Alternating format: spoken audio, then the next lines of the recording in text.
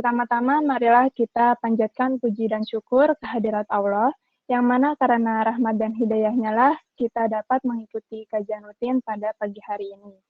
Tak lupa juga, salawat serta salam, mari kita curahkan pada junjungan besar kita, Nabi Muhammad SAW. Semoga kita semua tergolong umat beliau yang senantiasa mengikuti jejaknya. Amin ya robbal alamin. Izinkan saya memperkenalkan diri. Saya Alvina Lutfiani selaku pembawa acara yang akan memandu kajian ini hingga sesi terakhir. Selanjutnya, saya akan membacakan susunan acara pada pagi hari ini. Yang pertama yaitu pembukaan, yang kedua pembacaan ayat suci Al-Quran yang disusul dengan sambutan, selanjutnya yaitu pemaparan materi dan diakhiri dengan sesi dokumentasi dan penutup. Baiklah, mari kita buka acara kajian hari ini dengan membaca basmalah. Bismillahirrahmanirrahim. Beralih ke acara yang selanjutnya, yaitu pembacaan ayat suci Al-Quran yang akan dibacakan oleh Dikwikan Rahmajati. Kepada Dikwikan, kami persilahkan.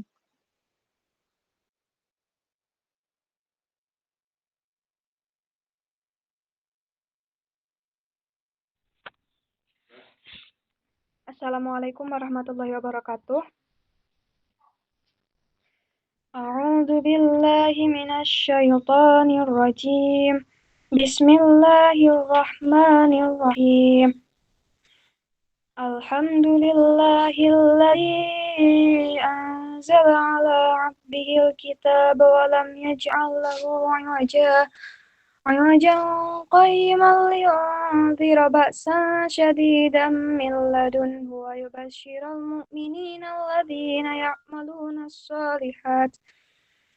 الذين يعملون الصالحات أن لهم أجرا حسنا ماكثين فيه أبدا وينذر الذين قالوا اتخذ الله ولدا ما لهم به من علم ولا لآبائهم كبرت كلمة تخرج من أفواههم إن يقولون إلا كذبا فلعلك باخع نفسك على آثارهم إن لم يؤمنوا بهذا الحديث أسفا إنا جعلنا ما على الأرض زينة لها لنبلوهم أيهم أحسن عملا وإنا لجاعلون ما عليها صعيدا جرزا أم حسبت أن أصحاب الكهف والرقيم كانوا من آياتنا عجبا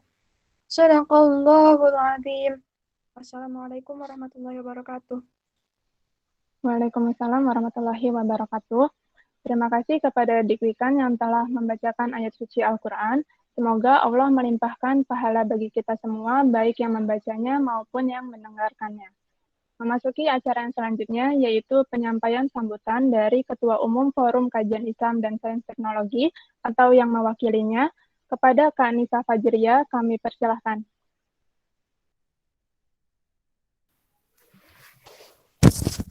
Bismillahirrahmanirrahim. Assalamualaikum warahmatullahi wabarakatuh.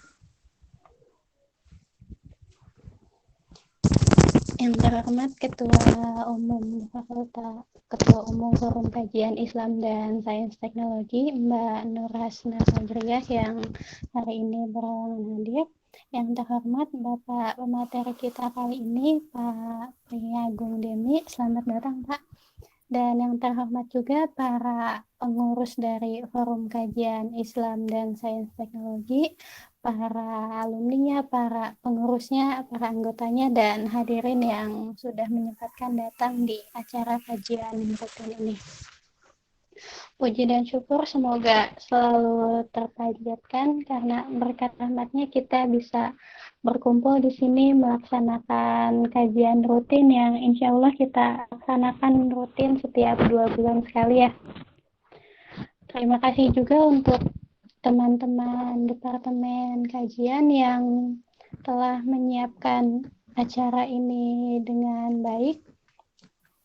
Lalu untuk kajian rutin ini, pokok bahasannya itu bisa seputar Islam, seputar sains, maupun seperti yang sekarang ini, seputar integrasi interkoneksi Islam dan sains, yang menjadi inti pembahasan yang pada saat kali ini adalah di bagian revolusi di kimianya. Oke, seperti itu ya teman-teman. Bisa di-note untuk kajian rutin ada setiap 2 bulan sekali. Oke, mungkin sekian dari saya. Mohon maaf bila ada salah kata.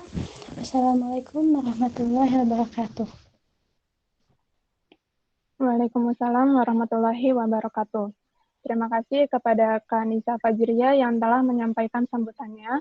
Memasuki acara yang kita tunggu-tunggu, yaitu penyampaian materi dengan tema Integrasi Interkoneksi Islam dan Sains, Revolusi Kimia dalam Peradaban Islam, yang akan dipimpin oleh moderator kita, yaitu Kak Siti Nur Azizah. Kepada Kak Azizah, kami persilahkan.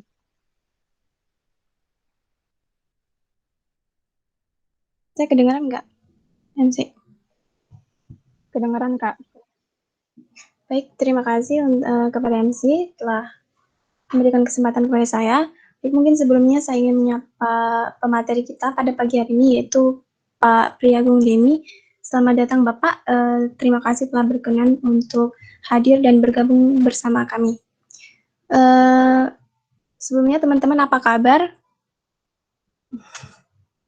Semoga baik-baik saja ya, walaupun masa pandemi seperti ini, kita harus tetap jaga kesehatan, jaga imun, seperti itu. Nah, namun kita juga harus tetap produktif. Nah, salah satunya kita bisa ikut kajian rutin pada pagi hari ini. Semoga nantinya kita mendapatkan ilmu dan pengalaman yang bermanfaat ke depannya. Amin. Baik, langsung saja ya mungkin teman-teman, sebelum kita masuk ke acara inti, yaitu mendengarkan pemaparan materi dari pembicara kita pada pagi hari ini. Mungkin sebelumnya saya akan membacakan CV pemateri kita pada pagi hari ini. Baik, saya share screen dulu.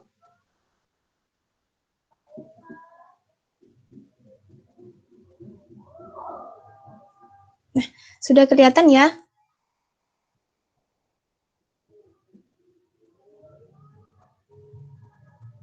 Gimana Mbak MC? Kelihatan nggak? Sudah kelihatan, Kak.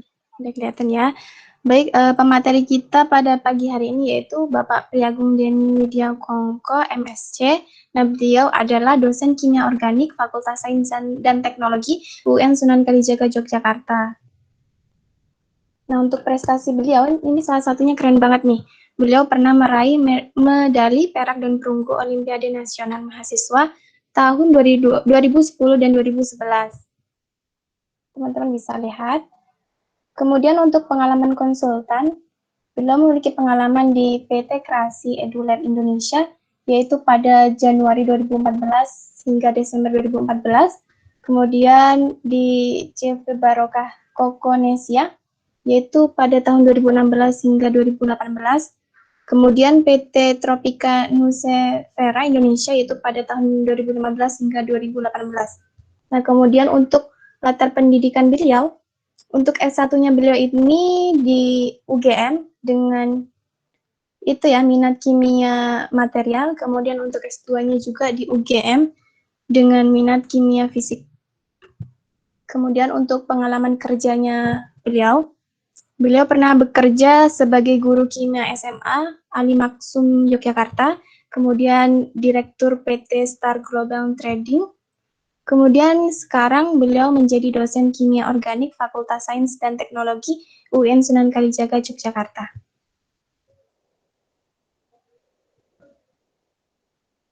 Nah, mungkin cukup ya untuk CV-nya, tanpa berlama-lama lagi, karena kita juga tidak sabar untuk mendengarkan pemaparan materi dari beliau. Untuk beliau, waktu dan tempat sepenuhnya kami persilakan. Monggo Bapak. Baik, terima kasih kepada saudara moderator yang telah mengantarkan pembukaan untuk sesi diskusi kali ini. Bismillahirrahmanirrahim. Assalamualaikum warahmatullahi wabarakatuh. Waalaikumsalam warahmatullahi wabarakatuh. Hamdan kasiran wa na'udzubillahi min syururi anfusina. Segala puji bagi Allah, segala puja dan puji Semuanya itu hanya pantas untuk Allah Subhanahu wa taala yang telah memberikan kita berbagai kesempatan sehingga kita bisa ketemu pada hari ini dalam keadaan daring.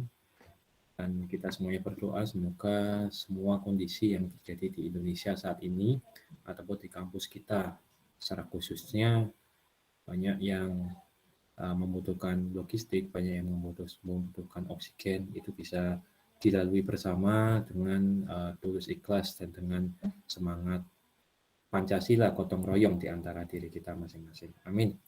Salawat dan salam kita aturkan kepada junjungan kita Nabi Agung Muhammad Sallallahu Alaihi Wasallam, suri teladan kita yang syafaatnya akan kita nantikan. Semoga kita semuanya mendapatkan syafaat di hari yang akhir nanti. Amin. Amin. Baik, saya mohon izin untuk melakukan share screen. Baik, oke. Saya diminta untuk menyampaikan suatu paparan, dan paparan ini saya pikir bukan merupakan paparan yang berat ya. Artinya nanti kita akan melakukan diskusi secara bareng-bareng, secara bersama-sama. Saya yakin di sini FKIST itu tidak hanya kimia, tapi ada juga prodi fisika, ada juga mahasiswa prodi biologi, ada prodi teknik, informatika, industri, matematika. Nah, sehingga secara umum saya memberikan suatu kajian tema di sini kontribusi ilmu muslim dalam membangun dunia, khususnya kimia. Tadi sudah dibacakan CV secara singkat dari moderator, itu sebenarnya CV yang lama. Nah, saat ini aktivitas saya itu sekarang di konsultan R&D, jadi saya alhamdulillah sering banyak mendapatkan proyek konsultansi dari perusahaan-perusahaan. Karena saya pernah juga dalam melakukan aktivitas di dunia industri. Terakhir saya sebagai direktur ya, kalau di dalam bahasa Inggrisnya itu vice director sebenarnya. Di bawah direktur utama, kalau direktur utama kan presiden direktur. Sekarang di Karya Perkakas Jogja, ini pembuatan mesin dan pembuatan alat-alat industri untuk pengolahan bahan-bahan alam untuk menjadi suatu bahan setengah jadi maupun produk jadi. Lalu di PT Disanta ini produk-produk maritim yang saat ini saya baru mulai itu sejak bulan April 2021 yang lalu. Di 2021, April 2021 itu saya diminta, sebenarnya jalurnya panjang ya, jadi kenapa kok saya dapat banyak proyek konsultasi, karena ketika saya itu ditantang, saya selalu mengatakan saya bisa, insya Allah saya bisa. Jadi begitu. Jadi saya tidak pernah menolak tawaran atau menolak tantangan, terutama itu yang kadang-kadang malah itu di luar dari bidang saya. Lebih alhamdulillah lagi, lebih bersyukur lagi kalau saya dapat yang sesuai dengan bidang saya. Itu saya lebih bersemangat lagi. Jadi satu kata yang saya selalu jawab ketika saya mendapatkan tantangan adalah bisa, insya Allah. Seperti itu. Ada satu lagi sebenarnya dari India. Saya membawa suatu draft proyek dari India itu kerjasama senilai 40.000 USD untuk pengembangan industri kelapa yang ada di daerah Indragiri Hilir, Sungai Gantung, Tembilahan, dekat Batam. Jadi kapan-kapan kalau saudara itu ada waktu bisa main-main bareng saya, tapi tiketnya beli sendiri ya, termasuk swabnya juga bayar sendiri. Saya nggak punya banyak uang untuk mengantarkan 10 orang dari saudara. Kalau mau ikut nggak apa-apa. Atau dari Riau itu nanti bisa ikut. Walaupun perjalanan dari Pekanbaru sampai ke Indragiri Hilir itu memakan waktu kira-kira 7 jam atau 8 jam. Baik. Nah, saya pikir ini perkenalan singkat dari saya. Kita akan ngobrol-ngobrol lebih jauh lagi tentang bagaimana kimia, terutama ini kan forum kajian Islam forum kajian Islam, Sains dan Teknologi ya. Mungkin nggak ada ayat-ayat Quran yang nanti saya sampaikan di sini, nggak ada mungkin bisa dikatakan ini betul-betul kajian-kajian yang sifatnya umum. Karena saya percaya bahwa tanda-tanda kekuasaan Allah itu ada dua yang dinyatakan dalam suatu ayat kauniyah dan satu ayat qauliyah. Di satu sisi ayat qauliyah itu ada di kitab suci Al-Quran, ada di hadis, dan ada diwakili oleh para mustahid kita dari kalangan ulil amri maupun kalangan ulama. Nah, sebagai pengkaji ayat-ayat kauniyah, yaitu kita semuanya dari Fakultas Sains dan Teknologi, kita juga memiliki andil yang besar. Artinya kajian yang kita lakukan itu justru malah itu memperkuat perintah agama untuk ikro atau membaca, karena yang dibaca itu tidak cuma satu, yaitu ayat yang tertulis, tapi juga ayat yang tidak tertulis, yaitu ayat kauniyah yang kita tekuni saat ini. Nah, saat ini kita akan melakukan suatu kajian di mana ilmu kimia itu memiliki peran di dalam kehidupan kita. Namun sebelumnya, secara umum saja, saintek itu memiliki peran yang sangat besar bagi pembangunan bangsa dan negara. Intinya adalah tujuan sains dan teknologi untuk menciptakan baldatun thayyibatun wa rabbun ghafur. Itu adalah cita-cita kita bersama. Negeri yang diidam-idamkan, negeri yang makmur, aman, sentosa, di mana penduduknya semuanya terjamin kehidupannya, kemakmurannya terjamin, bahkan perlindungannya juga terjamin. Apakah itu muslim ataupun non-muslim, apakah itu laki-laki ataupun perempuan, seberapapun usianya itu selalu terjamin. Jadi tentu saja tujuan kita itu kan dengan adanya Pancasila tidak ingin menjadikan negara Islam. Itu yang pasti, tapi menjadi negara Pancasila yang memiliki 5 sendi, yaitu ketuhanan sampai kemudian keadilan sosial. Untuk apa? Ya membangun bersama-sama, karena membangun negara tidak bisa dari satu kaum saja, dari satu golongan saja. Beda dengan misal kita tengok saudara kita yang ada di Malaysia. Malaysia tuh bisa menggabungkan antara 3 etnis, Cina, Melayu, dan India. Sementara kalau di Indonesia belum. Mas sedikit-sedikit sudah ada toleransi ke sana, walaupun dalam beberapa kasus itu masih terjadi intoleransi. Nah, saudara nantinya lulus sebagai sarjana dari UIN Sunan Kalijaga perlu memberikan suatu kajian moderasi dalam hal itu. Karena apa? Cita-cita kita bersama di saintek itu sederhana kok, menciptakan masa depan yang lebih baik. Untuk siapa? Mungkin kita tidak merasakan, tapi anak dan cucu kita yang merasakan. Itulah yang disebut dengan amal jariah kita. Amal jariah kita di situ. Bisa jadi nanti saudara melakukan kajian, penelitian. Itu belum ada penerapannya sekarang, tidak masalah. Menariknya sains itu di situ memang. Menariknya kajian teknologi memang di situ. Nah, nanti akan kita banyak cerita apa sih yang sebenarnya menjadi batu loncatan kita untuk menuju ke kemakmuran yang kita impikan itu. Untuk menuju baldatun thayyibatun tentu saja perlu didukung dengan suatu yang disebut dengan pembangunan. Karena pembangunan ini tidak hanya pembangunan secara fisik, tapi juga pembangunan secara mental, sosial, kultural, dan seterusnya. Nah, dalam suatu lirik, dalam suatu baris di lagu Indonesia Raya itu sudah jelas ya. Apa yang dibangun terlebih dahulu?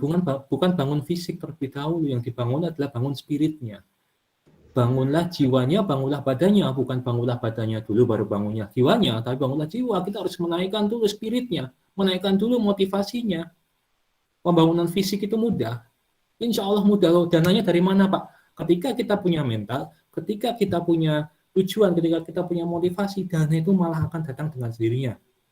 Ini nanti kalau kita melakukan kajian wirausaha, saudara nanti akan saya perkenalkan bagaimana saya membuat suatu industri. Tadi misal ya, yang di Indragiri Hilir itu, bahkan saya mendapatkan uang dalam tanda kutip gratis 40.000 USD untuk pembangunan di sana. Ada satu lagi yang lain, kasus yang lain juga ada sebelumnya, industri yang ada di Jogja, saya pegang sendiri kalau saat ini, itu industri tentang herbal, 118 juta, saya nggak punya modal segitu waktu itu, tapi alhamdulillah modal itu datang dengan sendirinya. Dan adanya kerjasama yang terbangun, akhirnya ya saat ini sudah bahkan ini sudah berjalan 2 tahun. ROI itu bulan depan ROI sudah balik modal ROI. Belum sampai 2 tahun, 1 tahun berapa bulan ya? 1 tahun 7 bulan. Bangunlah jiwanya, bangunlah badannya. Pembangunan jiwa itu adalah satu langkah yang utama sebelum kita bangun fisik. Rasulullah SAW yang dibangun pertama kali adalah bangunan tauhidnya. Bukan bangunan istana, bukan bangunan untuk menunjukkan aku itu gagah, aku itu kuat, bukan. Tapi bangunan tauhid. Setelah tauhid baru apa? Bangunan-bangunan akhlak. Sehingga bangunan jiwa itu merupakan asas yang penting. Nah, pembangunan itu dilakukan secara berkelanjutan. Tentu saja pembangunan itu yang berkelanjutan harus berdasarkan teknologi. Tentu saja saudara tidak bisa sekarang membangun gedung UIN yang baru di kampus yang baru yang berada di Pajangan dengan teknologi seperti kita membangun Candi Borobudur. Ngangkat ngangkat pakai tangan, ngangkat batu pakai tangan beberapa orang, seperti bangun piramida, nggak bisa. Ada peranan-peranan teknologi di situ, yaitu apa? Ada kren, ada truk. Ya. Zaman dulu ngukir itu ya ngukir biasa, sekarang sudah ada laser. Gitu. Pakai tangan, tok, tok, tok, tok, tok, tok. Memang secara umum yang namanya handmade itu lebih mahal. Tetapi ketika kita ingin menggunakan secara masif, mahal itu jadi tidak efektif, costly. Sehingga kalau kita menggunakan secara masif atau dalam jumlah yang banyak, itu harus ada yang lebih efisien caranya, itu dengan bantuan teknologi. Dulu kita membuat casing HP gini ya, ini HP kayak gini, casing HP, itu dulu ya dibuatnya dengan casting, dengan yang namanya pencetakan, plastik dicairkan kemudian dicetak. Zaman sekarang sudah ada printer 3D, itu akan lebih mempermudah lagi. Jadi teknologi itu betul-betul membangun masa depan.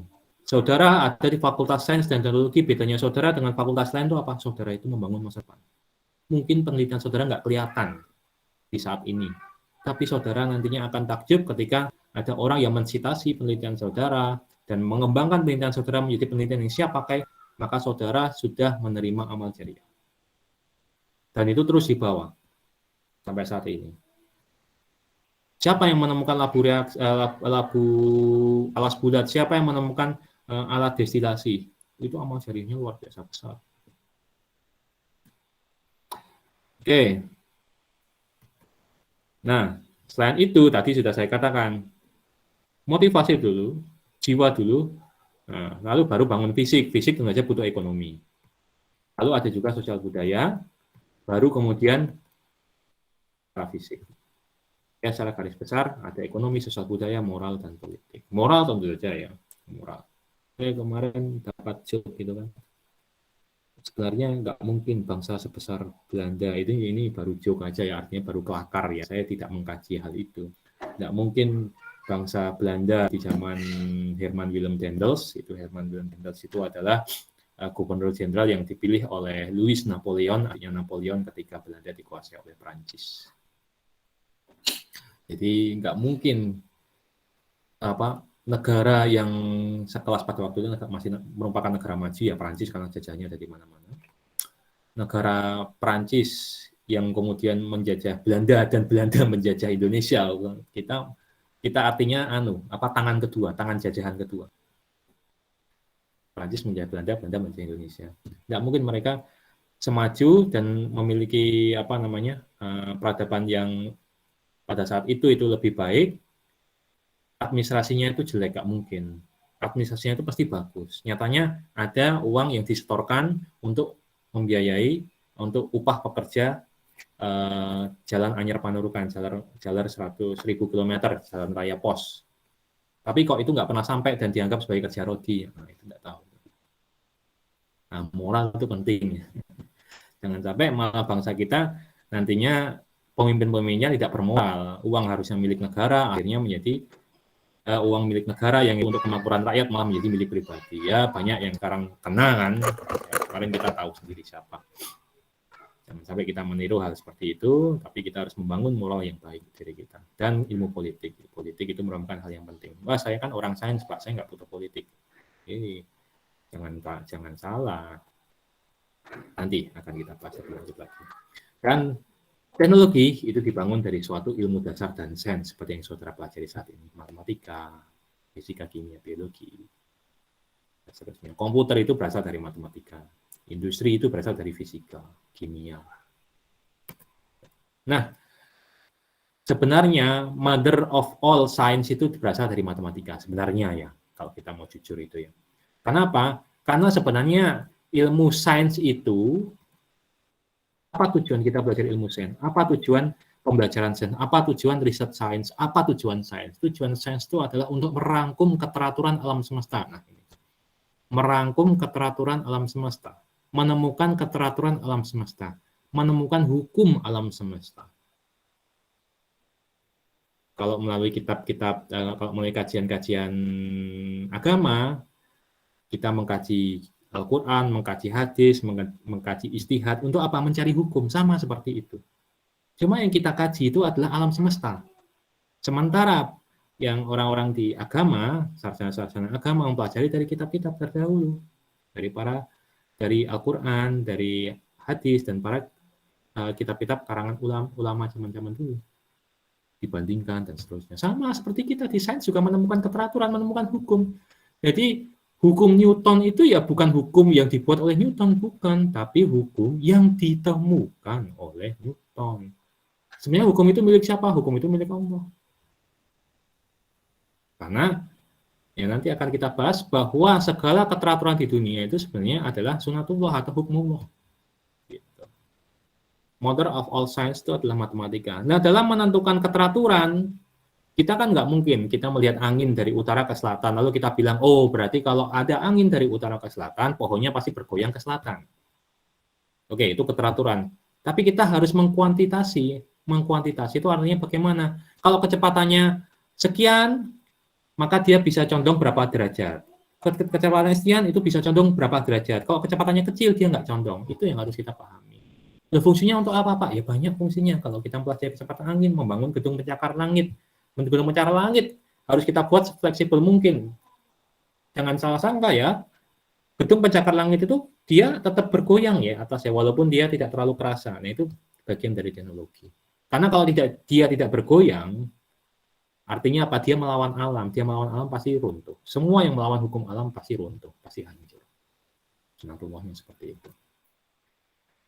Nah, keteraturan itu pertama ditemukan oleh fisika. Jadi fisika itu pelajari keteraturan di alam semesta, fenomena alam dan seterusnya. Cuma sayangnya fisika terlalu luas untuk mempelajari hal itu. Perlu dipecah lagi menjadi suatu ilmu yang mempelajari hal-hal yang membentuk suatu materi, membentuk suatu benda, yaitu apa? Kimia. Nah, dari kimia ini nanti bisa menuju ke berbagai disiplin ilmu yang lain karena memiliki banyak kegunaan. Misal kita bicara tentang biologi, itu ada materi tentang kimia, lalu kita belajar pertanian, ada kimia. Nah, ini yang saya lakukan dengan PT di Santai itu kan bagaimana menghubungkan antara kimia dan perikanan. Dan bukan cuma ikan, bukan ikan yang saya pelajari, tapi udang. Udang itu sensitif ya, sangat sensitif sekali. Ketika dia itu kena temperatur kamar aja, dia warnanya jadi merah. Makanya saya sering bilang kepada mahasiswa dan ilmu-ilmu lainnya, saya sering bilang pada mahasiswa, sebagai seorang sarjana nantinya, saudara itu tidak untuk mengeksploitasi, saudara tidak ditugaskan untuk mengeksploitasi alam semesta. Salah. Dan saudara itu, gurunya itu bukan saya, bukan dosen-dosen yang lain. Guru saudara itu adalah alam semesta itu sendiri. Yang perlu saudara temukan keteraturannya. Sama seperti saya mengkaji udang. Ya guru saya adalah udang, bukan saya kemudian membuat udang supaya sesuai dengan keinginan saya. Tapi saya harus mempelajari udang supaya saya tahu karakternya bagaimana dan saya tahu perlakuan yang baik untuk dia bagaimana. Udang itu sensitif. Dia kalau diluruskan nggak bisa, kalau kena panas sedikit dia merah. Kena tangan kita aja dia merah. Lama-kelamaan. Sensitif banget karena dia hidup di perairan yang bawah, bukan di permukaan. Sehingga saya harus memiliki suatu strategi bagaimana caranya agar udang itu bisa sesuai dengan perlakuan yang saya inginkan. Tapi syarat pertama adalah saya harus mengenal udang itu sendiri. Jadi memang sains itu pertama kali yang harus dilakukan adalah mengenal objek penelitian kita. Ya kalau kimia siapa? Kimia itu ya bahan-bahan kimia. Fisika siapa? Ya alam semesta. Nah sekarang coba sebutkan bahan-bahan kimia apa yang ada di pemandangan ini. Coba bayangkan saudara hari Minggu, tidak PPKM. Bayangkan tidak PPKM, berada di pantai pasir putih, mendesir ombak, debu-debunya itu berterbangan kecil-kecil, angin sepoi-sepoi, tiba-tiba saudara mengantuk di sana. Tapi jangan dibayangkan sekarang sedang PPKM, objek wisata pada tutup sekarang. Untungnya saya pergi ke pantai pada tanggal 2 setelah saya pulang dari kantor. Alhamdulillah bisa dapat liburan. Apa saja zat kimia yang ada di sini? Banyak. Udara, air laut, awan, batang daun, rumput pasir. Semuanya. Ada manusia di sini. Itu ada manusia di situ. Ada manusia pakai topi, pakai celana, pakai baju, ini semuanya bahan kimia. Ada tidak yang bukan merupakan bahan kimia di sini? Ada, yaitu apa? Cahaya. Saya sebutkan aja cahaya ya. Di sini cuma cahaya. Cahaya itu ada dua, cahaya yang dapat membakar dan cahaya yang tidak dapat membakar. Kalau cahaya yang membakar itu disebut dengan api, atau dalam bahasa Arab disebut dengan nar. Kalau cahaya yang tidak dapat membakar itu disebut dengan cahaya biasa, atau kita sebut dengan nur. Itu bukan kajian kita. Cahaya maupun api itu bukan kajian kita, bukan bahan-bahan kimia. Namun yang kita kaji adalah hal-hal ini. Termasuk ya makhluk yang terbuat dari api maupun dari cahaya itu bukan bahasan kita. Jadi kimia jangan sampai membahas itu. Itu nanti offside. Oke, apa ini? Saudara tahu ini ada di mana? Di Gizah. Kalau bahasa Inggrisnya adalah Giza. Bahasa Inggrisnya adalah Gizah. Sebentar. Oke, saudara coba ingat kisah Nabi Musa.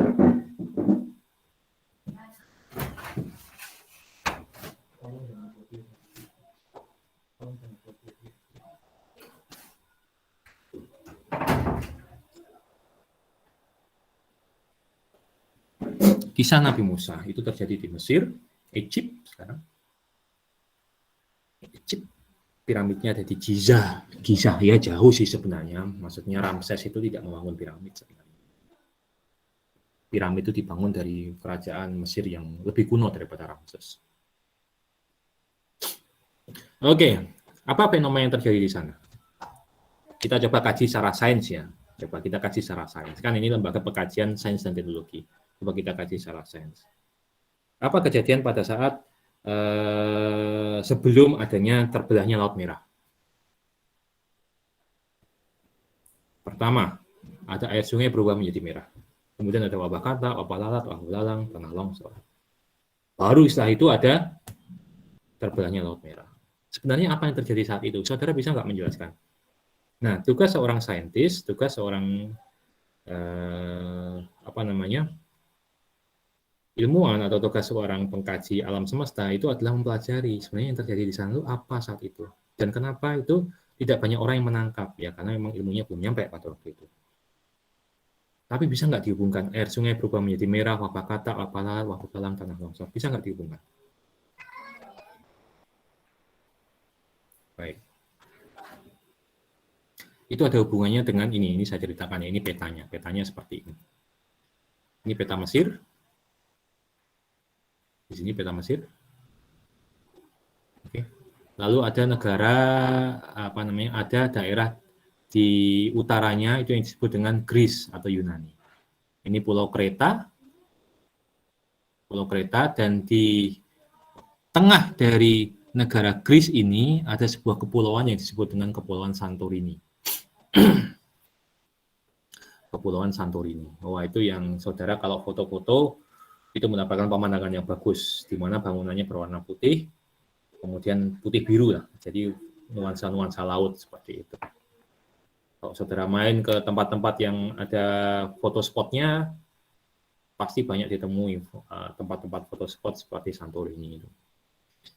Oke, pada zaman itu ternyata, jadi secara sains bisa dijelaskan. Ini lihat kita Pulau Santorini, ini kelihatan seperti apa? Coba bayangkan ini kelihatan seperti apa ini? Kalau di Indonesia ada nggak yang polanya seperti itu? Tidak ada, Pak. Ada, Terlihat Danau Toba. seperti wajah manusia. Ada, Danau Toba. Danau Toba. Ya, Danau Toba itu kan ada pulau di tengahnya, Pulau Samosir kan? Mirip kan? Iya, Pak, mirip. Mirip kan? Berarti apa? Santorini itu dulunya adalah sama seperti Danau Toba. Danau Toba itu dulunya adalah apa? Gunung Toba, Gunung Api Toba, Gunung Api Purba Toba. Santorini juga termasuk gunung api juga, yaitu disebut dengan Gunung Santorini. Nah, kebetulan pada saat itu Gunung Santorini sedang bergejolak. Artinya apa? Magma dari perut bumi itu naik ke permukaan. Apa akibatnya ketika magma naik ke permukaan? Akibatnya ketika magma naik ke permukaan adalah air itu berubah warna. Karena apa? Karena ada faktor kandungan magma itu terdiri dari apa? Magma itu aluminium dan besi, terutama besi. Air berkarat, ini saudara mungkin yang tinggal di tanah gambut mungkin sering menemui bahwa air itu warnanya apa di tanah gambut itu? dari Riau, dari Kalimantan. Ini pasti saudara menemui airnya itu akan berasa besi, berbau besi, dan warnanya merah. Dan itulah yang sebenarnya terjadi. Air bukan berwarna merah, ya darah itu kan dramatisir sebenarnya. Tapi yang lebih utama adalah airnya berwarna merah. Air yang berwarna merah itu disebabkan oleh apa? Disebabkan oleh besi Fe2+, Fe3+ yang mulai naik ke permukaan karena gejolak di Santorini. Apa akibatnya? Ya ikan-ikan pada mati. Ikan-ikan pada mati karena nggak kuat dengan adanya kandungan besi yang sangat banyak itu. Selain ikan mati, apa yang terjadi? Kata-kata kehilangan tempat tinggal karena mereka nggak cocok tinggal di sana. Makanya mereka menyerbu di kota untuk mencari makanan. Oke, ikan-ikan mati. Akibatnya beberapa penduduk itu pasti ada yang makan ikan. Lalu ada yang nggak makan, terserang penyakit. Oke. Lalu akhirnya apa yang terjadi? Ada beberapa penyakit yang ada di sana, ada yang meninggal, dan kemudian ada yang busuk, akhirnya muncullah lalat. Lalat itu makanan katak datang ke kota, sehingga serbuan katak terjadi, wabah katak. Selain itu apa? Air yang tercemar oleh Fe itu tidak cocok untuk tanaman-tanaman gandum ataupun tanaman-tanaman jagung yang ada di sana, di Mesir. Mesir itu kan cocok untuk jagung dan gandum. Yang terjadi apa lagi? Yang terjadi akhirnya tanaman gandum dan jagung mati. Apa akibatnya? Belalang nggak dapat makanan dari mereka. Akhirnya belalang menyerbu kota untuk mencari makanan. Terjadilah wabah belalang. Lalu belalang menyerbu kota,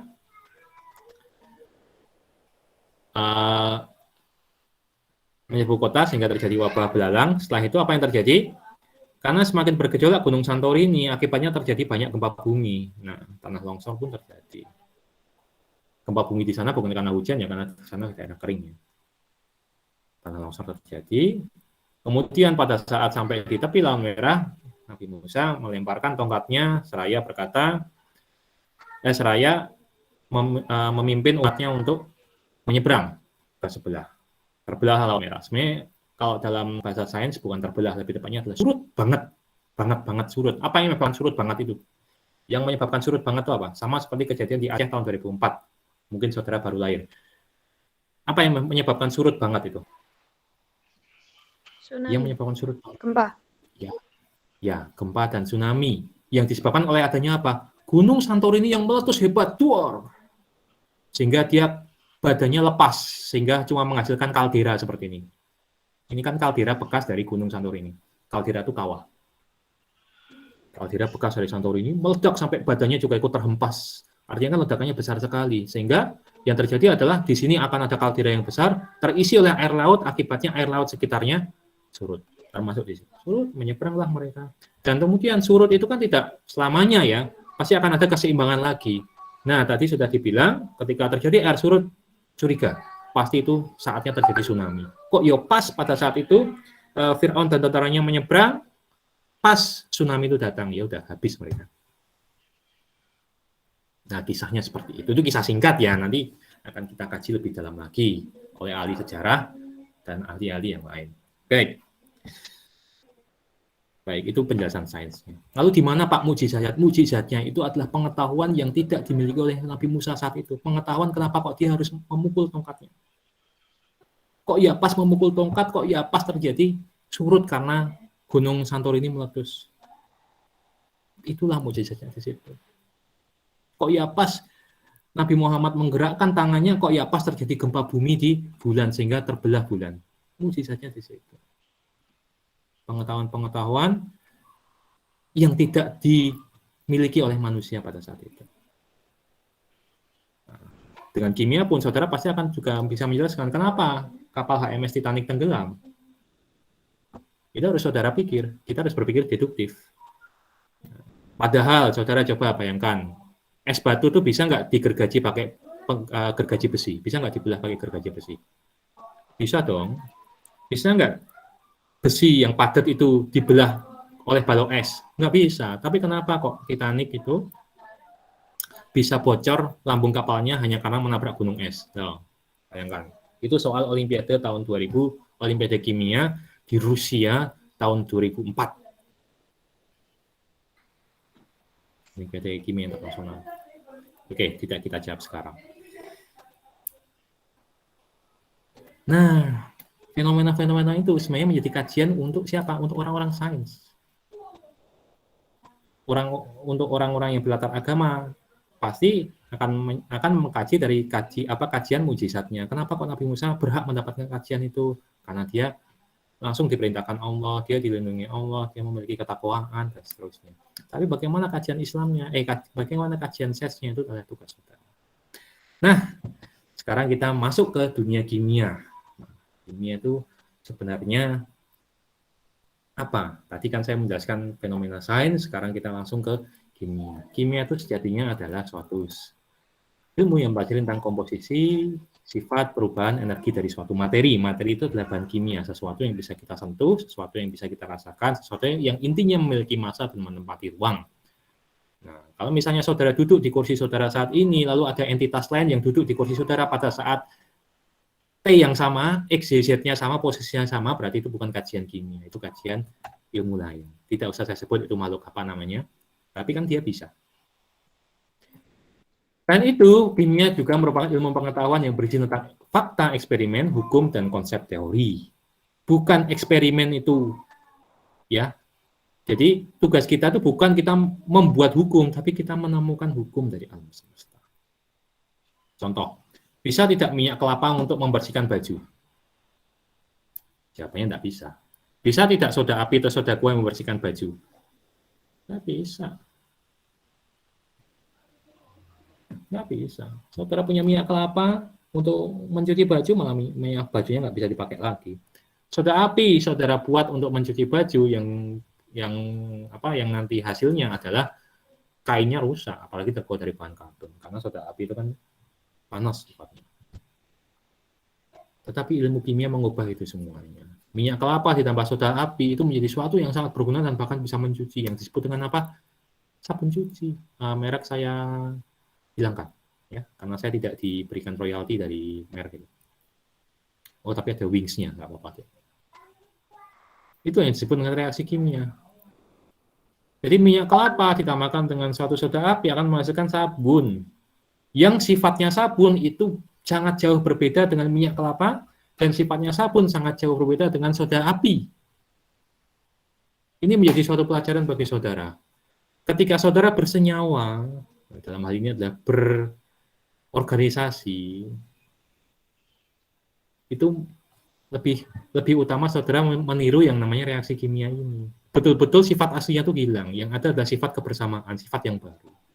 Jadi ego pribadi, ego sebagai minyak kelapa hilang, ego sebagai soda api hilang, yang ada adalah sabun cuci, yang dia tidak merusak, tapi dia malah membersihkan baju.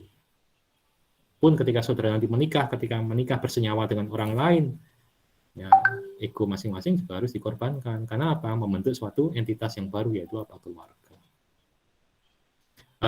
Kita tentukan dulu posisi kita ada di mana untuk menuju kepada kajian kimia yang lebih mendalam. Manusia itu makhluk yang berakal, satu-satunya makhluk yang berakal. Apa iya Pak? Nyatanya monyet punya otak juga Pak. Iya. Memang apakah monyet bisa kuliah? Enggak. Belum pernah ada rektor universitas monyet, belum pernah ada. Oke, jadi manusia adalah satu-satunya makhluk yang berakal, Homo sapiens. Nah, ilmu kimia itu adalah satu produk dari manusia untuk apa? Mencari kebenaran yang berasal dari mana? Dari hakikat cipta, rasa, dan karsa pada manusia. Itu yang disebut dengan ilmu filsafat, dan ilmu filsafat itu melahirkan suatu ilmu kimia, di mana manusia yang mempelajari ilmu kimia sejatinya juga mempelajari ilmu filsafat yang hakikatnya menemukan kebenaran. Itu yang saudara harus pahami. Bukan kita itu menemukan sesuatu yang baru, senyawa yang baru. Enggak. Bukan kita menemukan sesuatu yang baru untuk kita mendapatkan pengakuan, kita mendapatkan hadiah Nobel dan sebagainya. Tapi sejatinya kita menemukan kebenaran. Menemukan kebenaran dari apa? Hukum-hukum Allah Subhanahu wa taala. Dan ilmu kimia salah satu jalan menemukan kebenaran. Saudara bisa aja dari matematika untuk menemukan jalan kebenaran, bisa. Saudara dari jalan fisika, bisa. Saudara dari jalan komputer, bisa. Dari jalan industri, bisa. Untuk kajian sains dan teknologi, ya. Jadi saudara, mari pahami bersama-sama ilmu kimia itu satu jalan untuk menemukan kebenaran. Dan kita dengan jalan ilmu kimia itu adalah satu bagian dari alam semesta. Sehingga ketika saudara mempelajari ilmu kimia atau kita itu melakukan suatu eksperimen di bidang kimia atau di bidang fisika atau di bidang matematika apapun itu harus memperhatikan alam semesta juga. Sehingga sekarang ada yang namanya konsep disebut dengan green chemistry. Sekarang sudah berkembang lagi, bukan green chemistry, sustainability chemistry. Sustainability chemistry adalah kimia yang berkelanjutan. Supaya apa? Yang kita lakukan sekarang itu tidak memiliki dampak negatif buat anak, cucu, cicit kita ke depan. Jadi kita benar-benar harus mempertimbangkan kelestarian alam semesta. Dan alam semesta itu sendiri mengikuti suatu hukum besar yang disebut dengan kekuasaan Allah, hukum Allah. Manusia dan ilmu itu hanya bagian kecil dari kekuasaan Allah. Untuk apa kita sombong dari pencapaian? Untuk apa kita sombong dari segala penciptaan? Kok penciptaan ya? Segala sesuatu yang kita buat, teknologi yang kita buat. Padahal sesungguhnya kita itu di sini hanyalah sebagai khalifatul fil ard, mengelola bumi, mengelola dunia.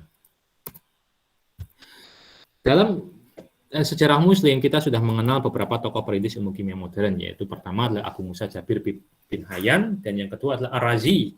Nah ini kajiannya ada sendiri ya, saya nggak membahas kajian pribadinya, tapi saya membahas bagaimana mereka merintis ilmu kimia modern. Oke, ini dulu yang harus dipahami. Saya tidak membahas pribadinya, tapi saya membahas bagaimana mereka merintis ilmu kimia modern. Ar-Razi dan Jabir bin Hayyan lahir di zaman yang sama. Zaman yang sama, di zaman dinasti yang sama, di wilayah yang mirip. Ar-Razi kalau nggak salah itu di daerah Persia, Ibnu Hayyan, Jabir Ibnu Hayyan itu lahir di daerah Irak dan Iran, barengan kan? Dan mereka lahir di zaman dinasti Abbasiyah. Baik, ini dulu aja, di zaman Abbasiyah. Pada zaman yang sama, Eropa sedang mengalami masa yang disebut dengan masa, mohon maaf saya sampaikan dalam tanda kutip, mabuk agama. Atau Dark Age, masa kegelapan. Kalau saya sendiri bilang masa mabuk agama. Kenapa masa mabuk agama? Pertama, segala sesuatu yang bukan berasal dari gereja merupakan tindakan yang sesat pada saat itu. Jadi, segala sesuatu yang dia tidak sesuai dengan apa yang disampaikan gereja itu adalah kesesatan. Contohnya adalah sederhana, Kopernikus itu yang dihukum mati karena apa? Tidak mengakui bumi sebagai pusat alam semesta, pusat tata surya, tapi mengakui matahari sebagai pusat tata surya. Dieksekusi. Galileo mau dieksekusi tapi berhasil melarikan diri. Oke ya, baik. Pada zaman itu Eropa sedang Dark Age, jadi tingkat kematian itu sangat tinggi di sana karena mereka bukan tidak percaya ya, didoktrin untuk tidak percaya pengetahuan lain selain dari gereja. Ilmu pengetahuan nggak bisa masuk. Makanya orang yang belajar ilmu pengetahuan langsung disangka penyihir di sana. Karena itulah saudara menemui orang-orang yang belajar kimia atau di bahasa Arab disebut dengan alkimia, mereka pulang ke Eropa disebut dengan alkemis, identik dengan suatu figur, dia pakai jubah gelap lalu pakai topi gelap. Itulah alkemis. Seseorang yang berusaha mengubah sesuatu menjadi emas. Padahal yang terjadi sebaliknya adalah proses ilmu pengetahuan, proses metode ilmiah. Nah, siapakah yang menemukan proses ekstraksi emas itu? Jabir. Ekstraksi emas itu Jabir. Ada biji emas atau ada sesuatu yang memiliki emas diekstrak menggunakan apa? Aqua regia. Aqua regia itu yang menemukan siapa? Jabir. Aqua regia itu berasal dari mana? Asam nitrat dan asam klorida. Siapa yang menemukan pembuatan asam nitrat? Jabir lagi. Pembuatan asam nitrat itu memerlukan alat-alat kimia, alat-alat gelas kimia, alat laboratorium. Siapa yang membuat itu? Jabir lagi. Jadi berkelanjutan terus-menerus. Fungsinya untuk apa? Fungsinya untuk menemukan unsur yang itu sebenarnya sudah ada, tapi belum kita ketahui keberadaannya. Emas. Menemukan merkuri, suatu logam yang dia bentuknya cair. Siapa lagi? Jabir. Ar-Razi mengembangkan ilmu kimia itu menjadi suatu bentuk ilmu-ilmu yang lain. Contohnya di farmasi. Bagaimana dia mengekstrak, menggunakan kajian ekstraksi dari Jabir untuk mengekstrak tanaman-tanaman yang memiliki kandungan obat sehingga dia yang pertama kali menciptakan suatu obat modern. Wah, langsung rame-rame sarjana dari Eropa datang ke Abbasiyah. Dan pemerintah Abbasiyah pada saat itu sangat mendukung ilmu pengetahuan. Itu dibuktikan dengan apa? Adanya Bait Al-Hikmah, rumah kebijaksanaan, yang isinya adalah orang-orang yang pengen mencari kebenaran, mencari jalan kebijaksanaan melalui ilmu pengetahuan. Gitu. Jadi apa yang kita rasakan saat ini, kalau saudara itu di kimia, ada alat distilasi, fraksinasi, alat kristalisasi, seterusnya itu berasal dari penemuan Jabir dan pengembangan dari Ar-Razi. Kasihan dulu orang Eropa itu. Orang yang punya ilmu itu dianggap penyihir terus dibakar gitu-gitu. Terus ada mitos-mitos yang berkembang, hoax-hoax yang berkembang, hoax tentang Dracula, hoax tentang vaksin, hoax tentang apa namanya itu, vampir, hoax tentang manusia serigala, itu kan hoax-hoax mereka sebenarnya. Ada nggak? Nggak ada, cuma untuk menakut-nakuti aja. Oke, ada alat ini, ada penemuan emas batangan yang diekstrak dari suatu biji emas, walaupun emas itu sebenarnya murni ya, tapi diekstrak dulu. Lalu merkuri. Merkuri kita sekarang gunakan untuk apa? Ada di baterai, ada di termometer. Merkuri berbahaya nggak? Berbahaya kalau saudara itu tidak tahu cara menggunakan. Kalau saudara sentuh merkuri bahaya nggak? Enggak. Yang bahaya itu Hg212 atau ion merkuri. Ion merkuri Hg212. Nah, sebenarnya apa yang mereka wariskan ke kita? Mereka ngepek semuanya, Pak. Mereka istilahnya memiliki alat-alat gelas. Ya, tugas kita apa? Tugas kita yang meneruskan kerja mereka, yaitu apa? Metode ilmiah. Yang mereka wariskan itu sebenarnya metode ilmiah.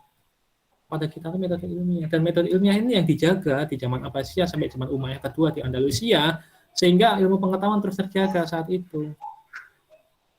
Nah, kenapa di Indonesia itu tidak terjaga? Wallahu alam. Walaupun saya tahu sebabnya, tapi itu kajiannya butuh mendalam sekali. Saya tidak bisa menyebutkan saat ini. Termasuk salah satunya adalah bagaimana seorang saintis pengkaji ayat kauniyah belum disejajarkan dengan pengkaji ayat qauliyah.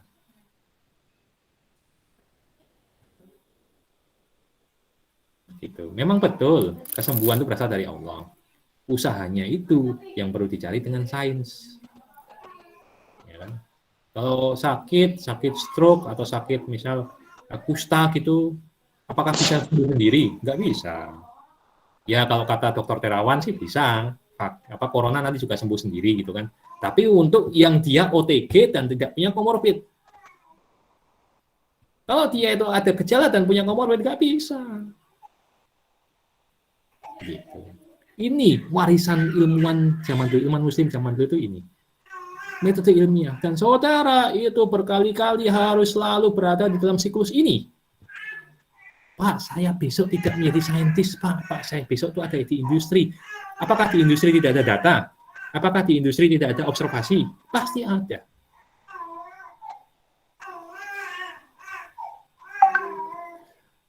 Nah, ini adalah ilmuwan kimia muslim. Peraih Nobel kimia pertama kali. Dan baru satu-satunya. Namanya Dr. Ahmad Zewail. Jadi kita bahas yang klasik-klasik, sekarang kita bahas yang modern. Ahmad Zewail. Tahun 99. Lulusan dari Amerika Serikat, meninggal tahun 2016. Ahmad Zewail. Ini bagus kajiannya. Saya akui bagus kajiannya. Walaupun saat ini belum bisa dikembangkan di Indonesia karena alatnya rumit, tapi dengan keterbatasan dia bisa membuat itu dan bisa menghasilkan suatu kontribusi untuk ilmu kimia. Sebentar.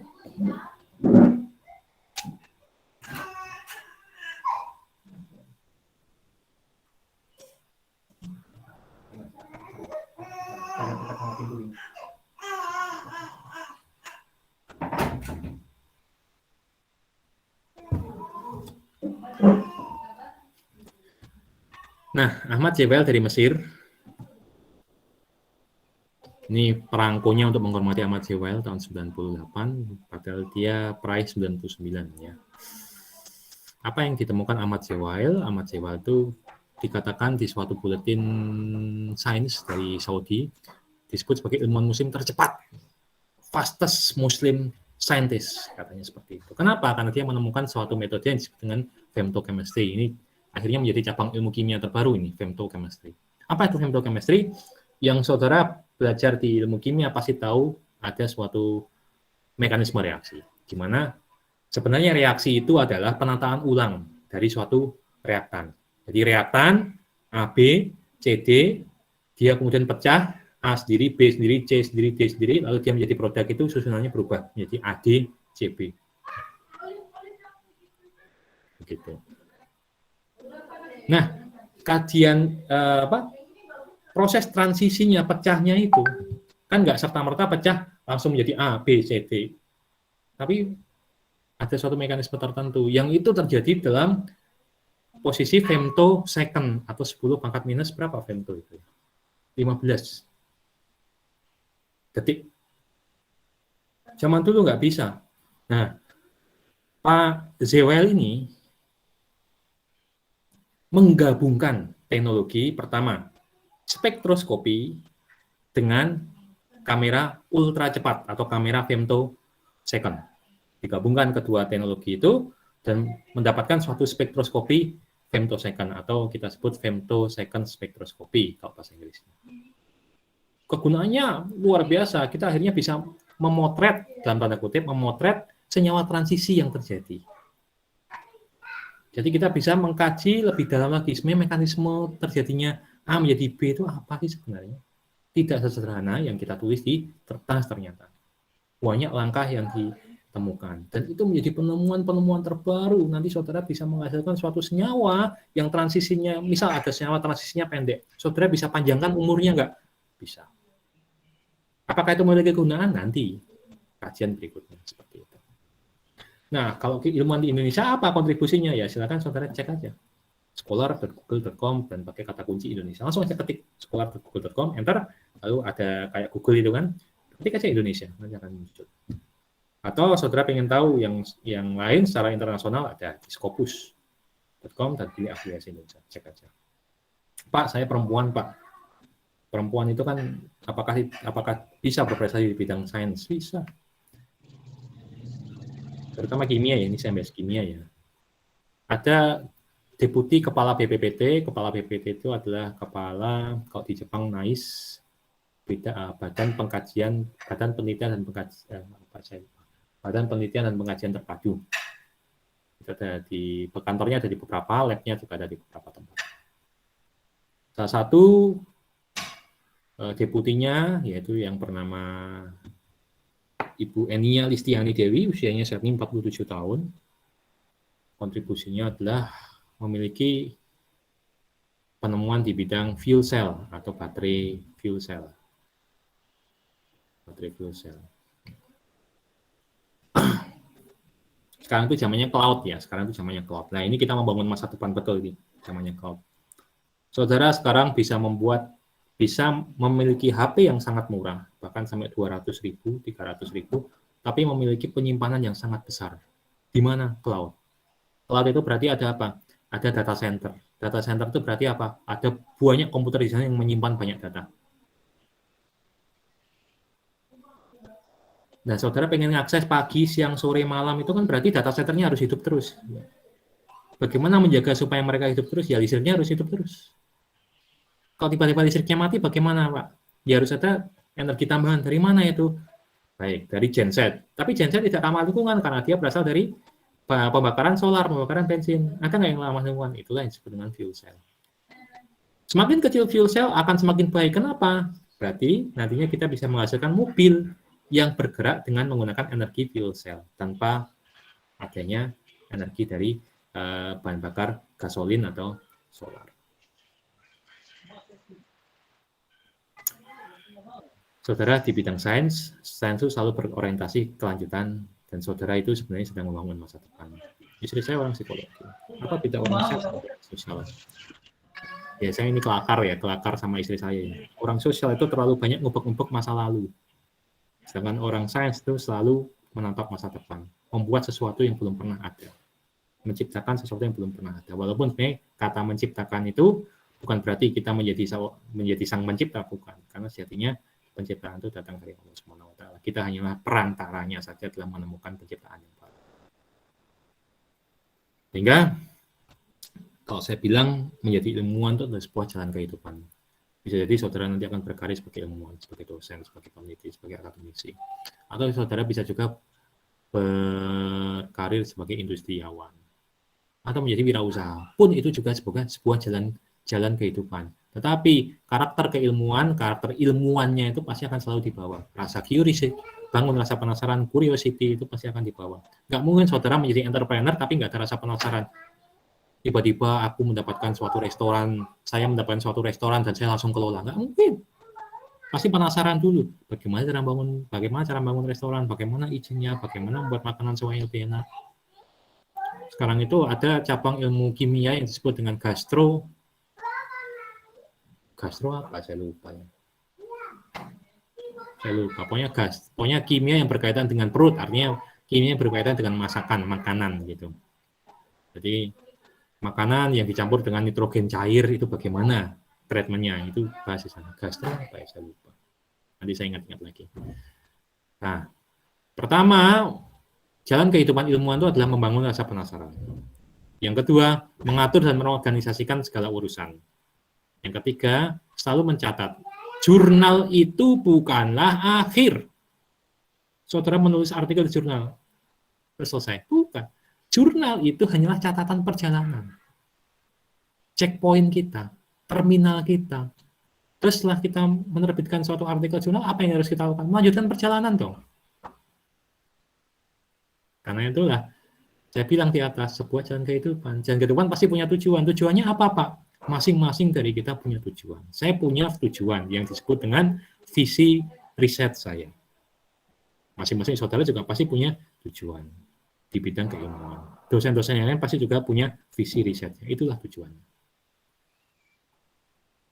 Yang kemudian keluar dari zona nyaman.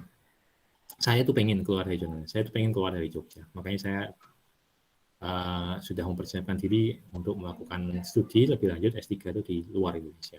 Karena apa?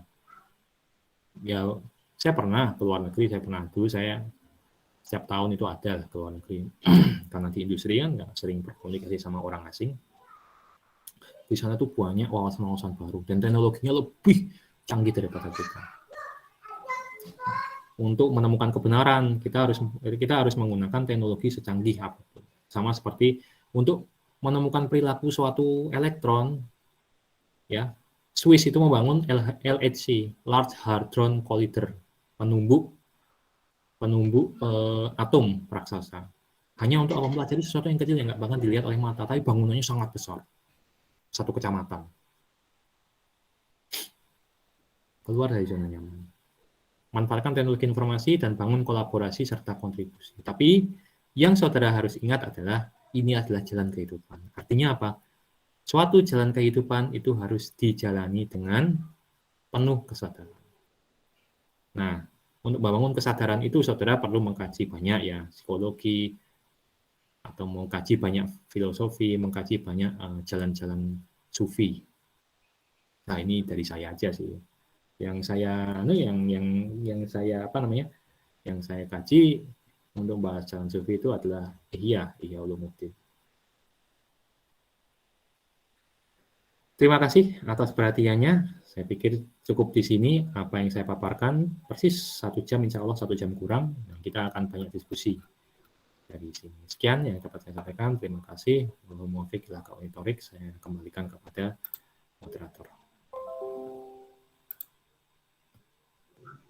Baik, terima kasih Bapak atas penyampaian materinya.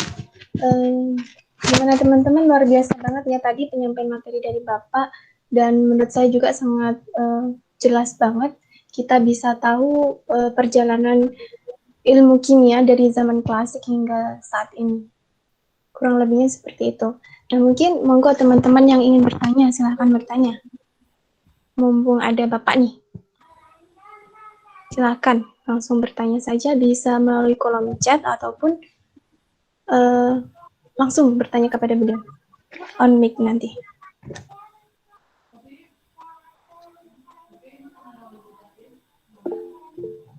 Nah, ini siapa yang Dian Novan? Monggo. jika ingin bertanya. Cek. Oke, mungkin bisa dimulai dari Dion dulu ya. Setelah itu Mas Mazan. Halo. Ya, Bismillahirrahmanirrahim. halo. Suaranya mantul-mantul nggak ya?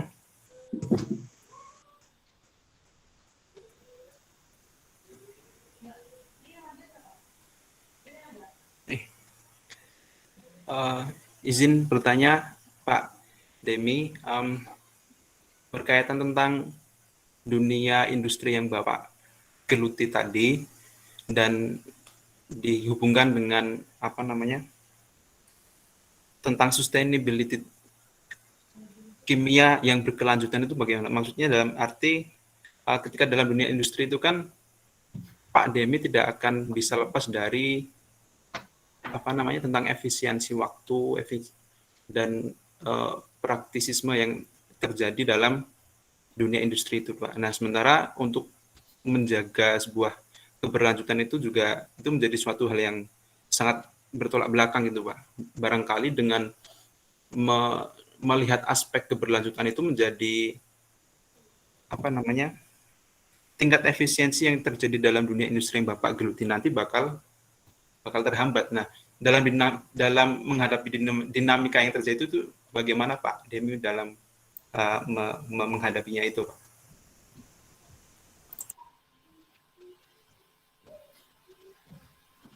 Gimana Mbak Moderator, apa langsung dijawab? Oke, Bapak, monggo bisa langsung dijawab saja. Oke. Mas Novan, prodi apa dan angkatan berapa? Oke, nama saya Dion Novan Prawira dari jurusan Fisika angkatan 19, Pak. Tahun 2019. Mas Novan, saat ini itu sudah ada yang namanya konvensi bersama beberapa negara untuk melakukan suatu tujuan sustainability di semua bidang. Makanya ada yang disebut dengan SDGs, Sustainability Development Goals, termasuk yang paling singkat adalah SDGs tahun 2030. Walaupun pada intinya SDGs tahun 2030 itu membangun karakter, membangun moral, membangun mental, belum masuk ke industri. SDGs untuk industri itu ada di tahun 2050. Tetapi saat ini pelaksanaan menuju SDGs tahun 2050 itu sudah mulai dilakukan. Contohnya, negara-negara, terutama negara-negara Eropa, sudah kompak untuk menolak bahan bakar dari batu bara. Mereka lebih memilih bahan bakar yang dapat diperbarui, yaitu apa? Pertama, mereka dari nuklir. Yang kedua, mereka dari wood pellet atau dari pellet kayu. Artinya kesadaran itu sudah merupakan kesadaran yang sudah dikonvensikan oleh banyak negara. Bukan oleh saya saja, bukan oleh Indonesia saja, tapi sudah untuk seluruh dunia. Di samping itu, keberlanjutan industri itu juga perlu ada istilahnya mematuhi prinsip yang disebut dengan green chemistry, dan itu sudah merupakan konvensi internasional juga. Indonesia sudah meratifikasi konvensi tentang green chemistry, bahkan ada mata kuliahnya kalau saya tidak salah itu di kimia, mata kuliah tentang green chemistry. Salah satu yang harus dijaga pada sustainability atau pada green chemistry adalah ketersediaan bahan baku. Jangan sampai bahan baku itu menjadi sesuatu yang kita eksploitasi tanpa memperhatikan kondisi lingkungan sekitar. Nah, misal ada di industri minyak sawit. Kenapa negara Eropa itu melarang industri minyak sawit Indonesia masuk ke Eropa? Itu tidak bukan berkaitan dengan sustainability yang tidak dilakukan oleh industri yang ada di Indonesia. Untuk membuka lahan itu diperlukan untuk membakar hutan. Nah, sehingga kalau nantinya Mas Novan itu ada di industri, Mas Novan akan menemukan pertama pengusaha yang dia itu idealis dan memiliki wawasan sustainability. Yang kedua, pengusaha yang dia itu konservatif dan hanya menilai apapun dari segi uang. Tapi jangan lupa, Zimbabwe itu adalah negara yang miskin, saking miskinnya yang mereka miliki hanyalah uang. Mungkin saudara paham idiom yang saya lakukan, idiom yang saya bacakan ini. Keserakahan, kerakusan itu ada di dalam diri manusia. Tidak bisa itu kemudian kita ngatur seluruh manusia untuk tidak serakah, tidak bisa. Tetapi setidaknya dari segi industri, konvensi dunia sudah menyetujui yang namanya SDGs 2050 tentang industri. Kalau di industri saya dulu, kalau sekarang saya industrinya biasa saja, artinya tidak besar, dan saya tidak mengeksploitasi bahan alam terlalu banyak, karena saya juga melakukan eksplorasi dan melakukan konservasi. Kalau dulu, konservasi yang saya lakukan itu melakukan pembinaan di petani-petani, karena saya kan memberdayakan petani-petani kelapa kalau dulu. Untuk bagaimana cara membuat kelapa ini menjadi lebih bagus, tempurungnya jadi lebih bagus, isinya jadi lebih bagus, tanpa menggunakan akselerator yang berasal dari bahan kimia yang berbahaya.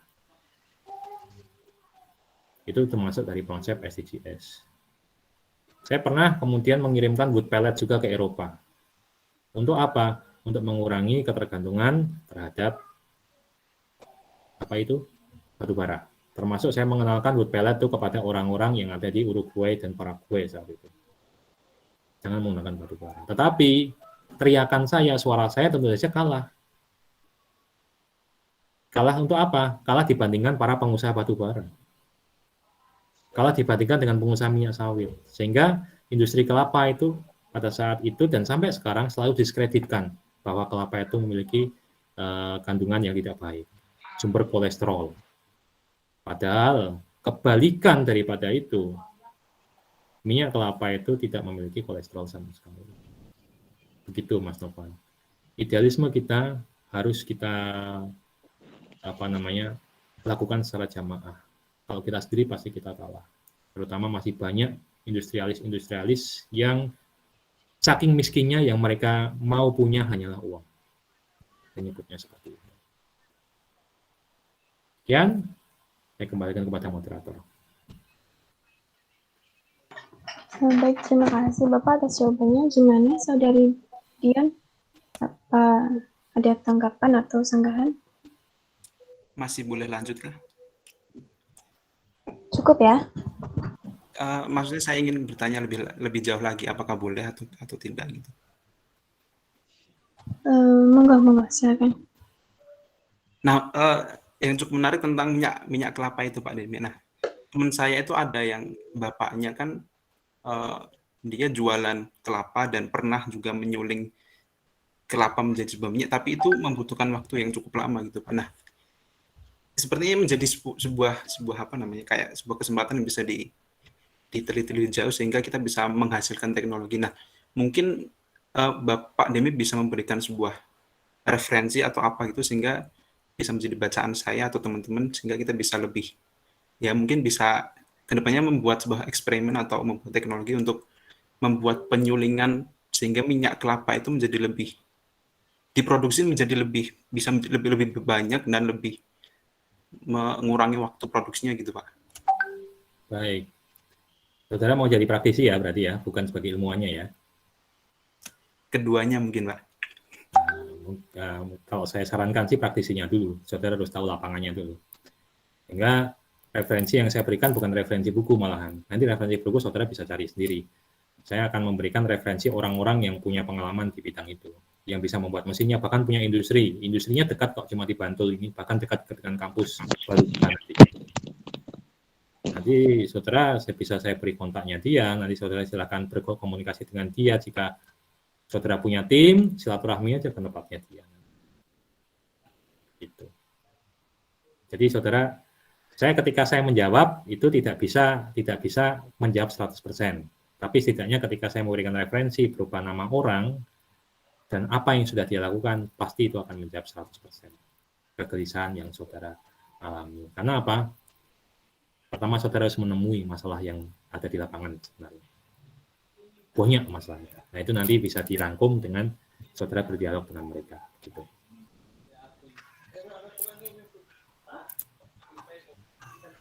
Cuma dekat kok Mas, cuma jalan Parangtritis sama jalan, saya lupa jalan yang Pajangan itu apa. Artinya dia di Gunung Sempu itu, dekat Gunung Sempu itu, yang kedua ada di jalan Parangtritis. Saya berikan Dian.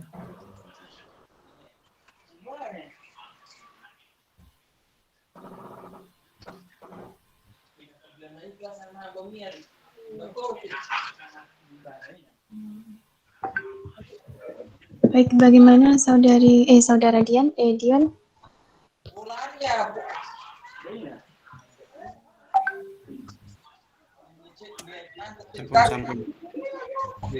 Oke, cukup ya, alhamdulillah. Lanjut ke penanya selanjutnya ya. Tadi Kak Mazlan mau nanya. Silakan Kak. Bismillahirrahmanirrahim. Assalamualaikum warahmatullahi wabarakatuh. Assalamualaikum warahmatullahi wabarakatuh. Ya, sebelumnya perkenalkan Pak, saya juga dulunya mahasiswa UIN angkatan 2015. Sekarang alhamdulillah studi di UNS juga semester 4, ambil jurusan S2 Kimia dan melanjutkan yang kemarin S1. Sini mungkin saya ingin bertanya sedikit, kalau di FKIS dulu sempat ikut juga kajian-kajian sebelumnya, ada dibahas terkait dengan ilmu cocokologi, begitu ya Pak. Mungkin ilmu cocokologi, bagaimana kita mencocokkan antara sains dan Islam. Dan bahkan dari pemateri Pak Sudartin dulu menyampaikan hal ini harus dihindari agar nanti tidak terjadi hal yang tidak diinginkan. Begitu juga selanjutnya tadi saya ingin menarik sekali yang disampaikan terkait dengan proses terjadinya air yang menjadi warna merah, kemudian wabah dan seterusnya. Ketika kita ingin melakukan kajian seperti itu, sebenarnya ilmu apa yang harus kita siapkan? Apakah kita juga harus mempelajari sejarahnya, kemudian bagaimana kondisi sosialnya dulu di sana, sehingga kita bisa menyimpulkan sebenarnya secara sains dia seperti ini terjadi. Itu yang pertama Pak. Sehingga apa yang perlu kita persiapkan untuk membuat suatu kajian sehingga bisa dipandang dari segi sains juga. Itu yang pertama. Yang kedua, masih berkaitan dengan cocokologi. Salah satu teman saya waktu S1 skripsi membuat suatu sabun yang itu mungkin bisa kita ketahui berbagai jenis dari najis, salah satunya bisa dibersihkan dengan tanah. Nah, dia membuat suatu kajian bagaimana tanah itu di model bentuk sabun dengan campuran berbagai bahan kimia, sehingga itu bisa juga menghapuskan, sabun itu bisa juga menghapuskan najis yang tergolong berat lah, seperti itu Pak. Bagaimana dengan hal itu? Apakah karena sebagian mungkin ulama mengatakan tidak bisa, harus tanah saja. Nah, itu juga mungkin sedikit mungkin tanggapannya bagaimana Pak. Itu saja dulu sementara. Terima kasih. Mohon tanggapannya.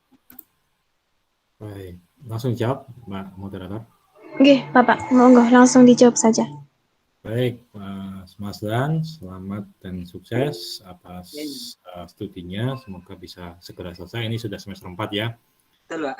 Semoga segera bisa lulus dan diwisuda walaupun dalam keadaan corona, lalu melanjutkan karir di bidang yang diinginkan. Baik, Mas Mazlan, saya termasuk orang yang tidak sepakat dengan adanya cocokologi.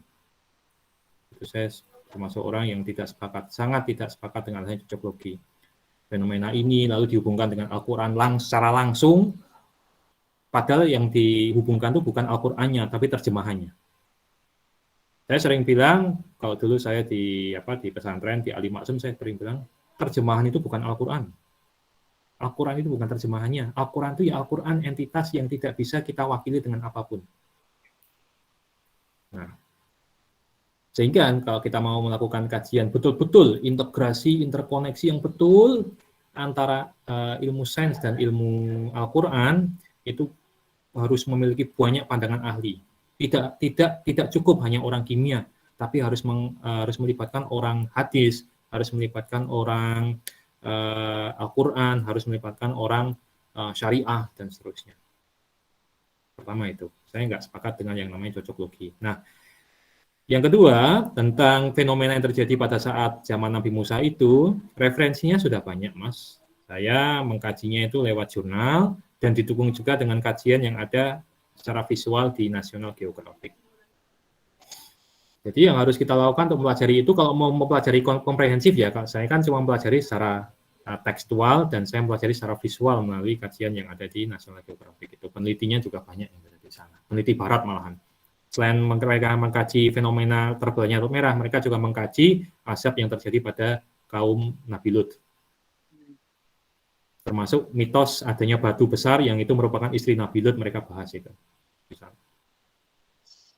Saya lupa judulnya apa di National Geographic. Saya kan nggak pernah lihat TV nasional ya, karena TV nasional isinya racun semuanya. Saya di rumah itu mau menyegarkan pikiran saya pakai TV kabel. Oke. Sehingga kalau kita mau belajar secara komprehensif, berarti kita harus belajar berkolaborasi bersama. Tidak kemudian menjadi pekerjaan kita tok, tapi kita harus berkolaborasi dengan ahli sejarah, ahli agama, ahli geologi, dan ahli apalagi yang ada di sana ya, pertanian. Kita diskusi, melakukan FGD. Nah, dari FGD itulah nanti akan menemukan satu kesimpulan. Jadi, kalau kita cuma mengkaji sendiri, itu berat, Mas. Berat. Saya punya kajian, saya punya penelitian di bidang penemuan senyawa obat. Saya nggak bisa, Mas, berdiskusi sendiri. Saya harus melakukan diskusi dengan orang farmasi, saya harus berdiskusi dengan orang kesehatan, seperti itu. Sehingga saran saya untuk mempelajari seperti itu, yang misal tadi fenomena terbelahnya Laut Merah di zaman Nabi Musa, saudara harus melakukan kolaborasi dengan bidang-bidang lain. Yang kedua, kalau tentang tadi ya najis ya, saya sebenarnya tahu siapa juga, saya tahu sebenarnya, cuma saya tidak membahas orang, saya membahas konten saja. Beliau juga alumni pesantren, jadi saya juga menghormati. Yang pasti adalah bahwa kajian-kajian tentang fikih itu terus berkembang, Mas, itu aja. Kata kuncinya di situ. Sehingga kalau kita mau pelajari fikih itu kan mujtahidnya banyak sekali. Ada yang mengatakan bahwa setelah takbiratul ihram, tangan harus turun lagi ke bawah. Ada yang mengatakan seperti itu. Tapi ada juga yang mengatakan bahwa setelah takbiratul ihram, tangan bersedekap diletakkan di atas pusar, di bawah pusar, di atas pusar atau pas di pusar. Masing-masing ada pendapat, masing-masing ada proses ijtihadnya. Sama seperti tadi, ketika ada ulama yang mengatakan itu hanya bisa dilakukan dengan tanah, itu adalah fikih tersendiri. Namun ada juga fikih dari ulama yang lain yang mengatakan bahwa itu bisa digantikan oleh yang lain selama masih ada unsur tanah. Nah, kajian fikih itu tentu saja bukan urusan orang kimia. Itu kajian urusan orang syariah. Namun, kita sebagai orang kimia atau sebagai ilmuwan sains dan teknologi, tugas kita apa? Memberikan, istilahnya apa ya, dalam diri kita itu? Memberikan suatu kebijaksanaan di dalam diri kita. Memberikan suatu keterbukaan wawasan pada diri kita. Oh, ternyata ada taufik yang seperti itu. Oh, ternyata ada taufik yang seperti itu. Oh, ternyata ada taufik yang seperti itu. Sehingga kita tidak menghakimi bahwa misal ada sabun yang kemudian dia bisa membersihkan najis, diklaim bisa membersihkan najis karena ada unsur tanahnya, lalu sementara ada ulama lain yang tetap kekeh konservatif dengan adanya tanah, tapi ada ulama yang ini yang mengizinkan minimal dengan unsur tanah, ya kita nggak usah perdebatkan. Kita nggak usah pertentangkan keduanya itu. Itu kan kajian ulama, yang itu masih terus akan berkembang, fikih itu akan berkembang terus-menerus. Zaman dulu itu yang namanya imam itu mengingatkan jamaah itu cukup untuk merapatkan dan meluruskan shaf. Tapi zaman sekarang imam itu merapatkan dan luruskan shaf, yang ponselnya masih hidup silakan dimatikan atau disilentkan. Itu kan fikih. Nah, sama seperti juga fikih yang lain. Contohnya apa? Ini saya juga berasal dari ngaji ya. Artinya saya bukan ahli fikih, saya tidak punya ijtihad apapun di bidang fikih. Ular itu kan ketika kita sholat, ketika kita ketemu ular, ularnya boleh dibunuh terlebih dahulu, kemudian kita melanjutkan sholat. Nah, lalu bagaimana kalau HP? HP hidup di saat kita sholat. Ternyata ada juga ulama yang melakukan ijtihad, fikihnya sama dengan ular. Kita matikan dulu, terus kita lanjutkan sholat. Ya ada seperti itu, ada. Ya tugas kita ya sebagai ilmuwan, orang yang berada di luar lingkup dari kajian syariah, kita mengkaji tentang sains dan teknologi, ya kita bijaksana saja. Oh, ternyata ada pandangan seperti itu. Oh, ada ternyata pandangan seperti itu. Semakin kita bisa menerima semua pandangan, insya Allah jalan filosofis itu akan semakin mudah kita dapatkan. Begitu, Mas Tuhan. Nah, ketika nanti saudara menjadi seorang master kimia, itu harus lebih memiliki kebijaksanaan daripada sarjana. Itu amanah, Mas. MSc itu amanah.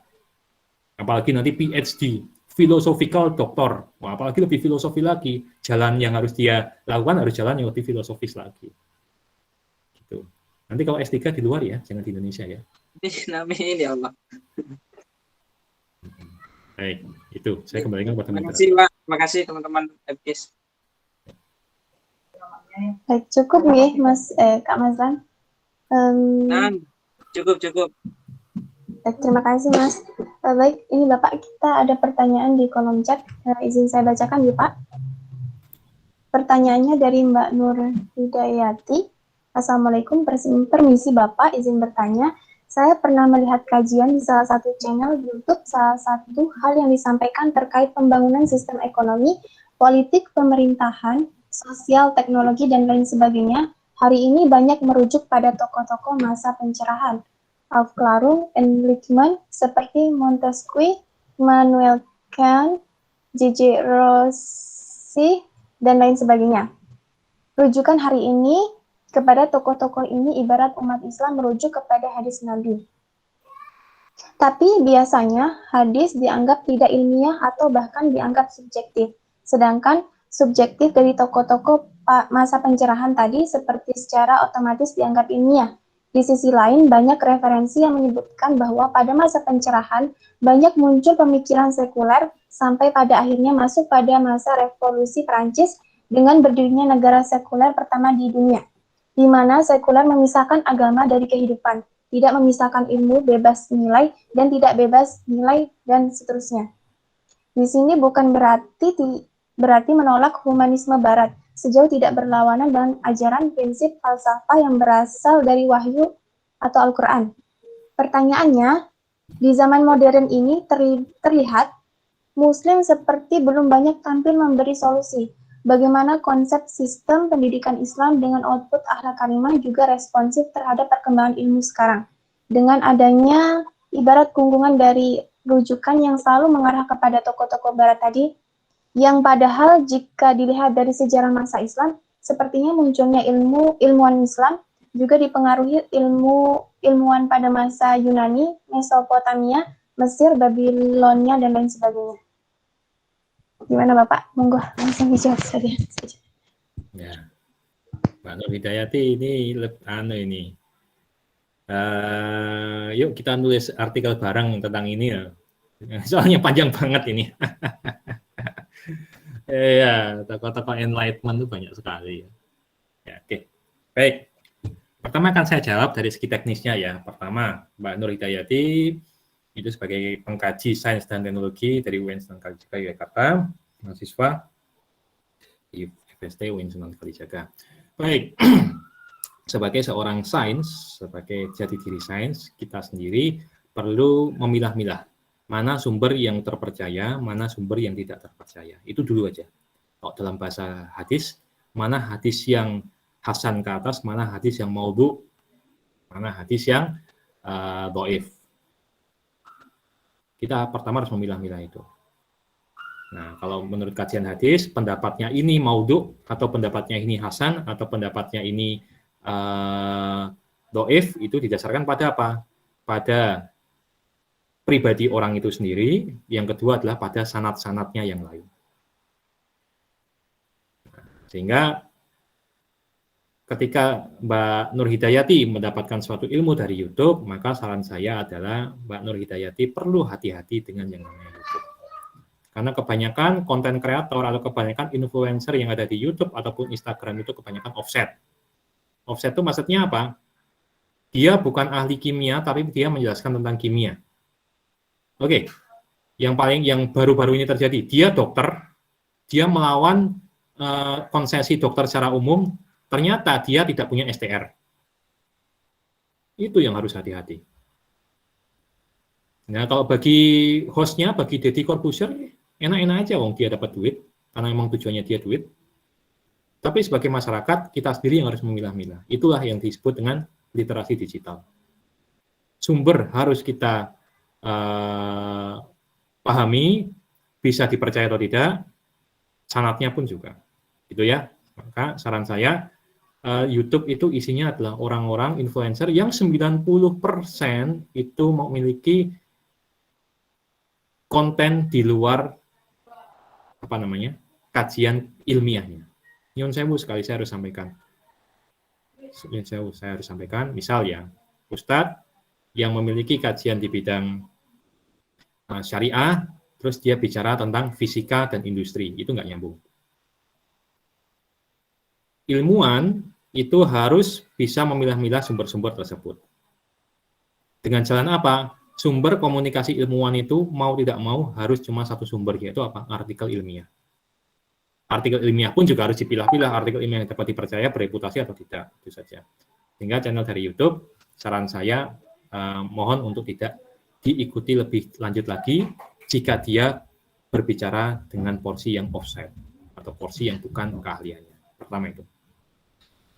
Yang kedua, apakah sebagai ilmuwan kemudian otomatis menganggap suatu petunjuk dari Montesquieu itu berarti kan dari Perancis ya, Immanuel Kant Perancis juga, Jean-Jacques Rousseau itu juga Perancis, ini kok orang Perancis semuanya ini. Padahal masa pencerahan itu tidak cuma mereka loh, bukan cuma orang Perancis saja. Ini kan menunjukkan memang Perancis kajian, mungkin yang di sini kajian YouTube-nya tentang Perancis. Ini didukung dengan paragraf yang keempat, paragraf yang berikutnya bahwa ada revolusi Perancis. Nah, berarti ini memang pembahasannya tentang Perancis. Tokoh-tokoh Aufklärung tidak hanya mereka, tokoh Aufklärung itu banyak. Aufklärung sendiri berasal dari bahasa Jerman. Tidak cuma orang Perancis, tentu saja orang Jerman ada, orang Rusia ada, orang Austria ada, bahkan orang Turki ada, orang Arab ada, orang Mesir ada, seperti itu. Kalau bagi saya, Montesquieu, Immanuel Kant, Jean-Jacques Rousseau itu tidak memiliki makna karena dia bukan ahli kimia. Dia adalah ahli politik. Satu lagi, Il Principio itu siapa yang menulis ya? Il Principio itu ya. Negara itu adalah sarana untuk saling bunuh-membunuh satu sama lain. Ini siapa yang nulis ya? Il Principio orang Italia itu. Itu termasuk yang disebut tokoh Aufklärung. Nah, oke. Pura-puranya saya orang politik, pura-puranya saya orang sosial. Saya pura-pura sekali lagi ini untuk mensimulasikan untuk menjawab ini. Oke. Saya pernah dapat bacaan Montesquieu, saya pernah dapat bacaan dari Immanuel Kant, saya dapat bacaan dari Rousseau. Lalu apakah saya kemudian sebagai ilmuwan saya tunduk, taat, taklid pada pendapat mereka? Tidak. Justru ilmuwan malah harus kritis terhadap pendapatnya mereka. Ilmuwan tidak boleh terbawa dengan pendapat yang itu mungkin bisa memiliki kontraindikasi atau kontraproduktif terhadap fenomena zaman saat ini. Jadi ketika saudara nantinya ini Mbak Hidayati itu semester berapa ya? Mbak Hidayati ini? Mbak Nur Hidayati semester akhir, Pak. Semester akhir ya. Nah, Mbak Nur Hidayati nantinya ketika menulis kajian pustaka, jangan cuma mengambil pendapat. Salah, kajian pustaka itu tidak mengambil pendapat, tapi kita harus mengkritisi. Ingat, kita boleh mengkritisi, boleh membenturkan pendapat satu dan pendapat yang lain di kajian pustaka.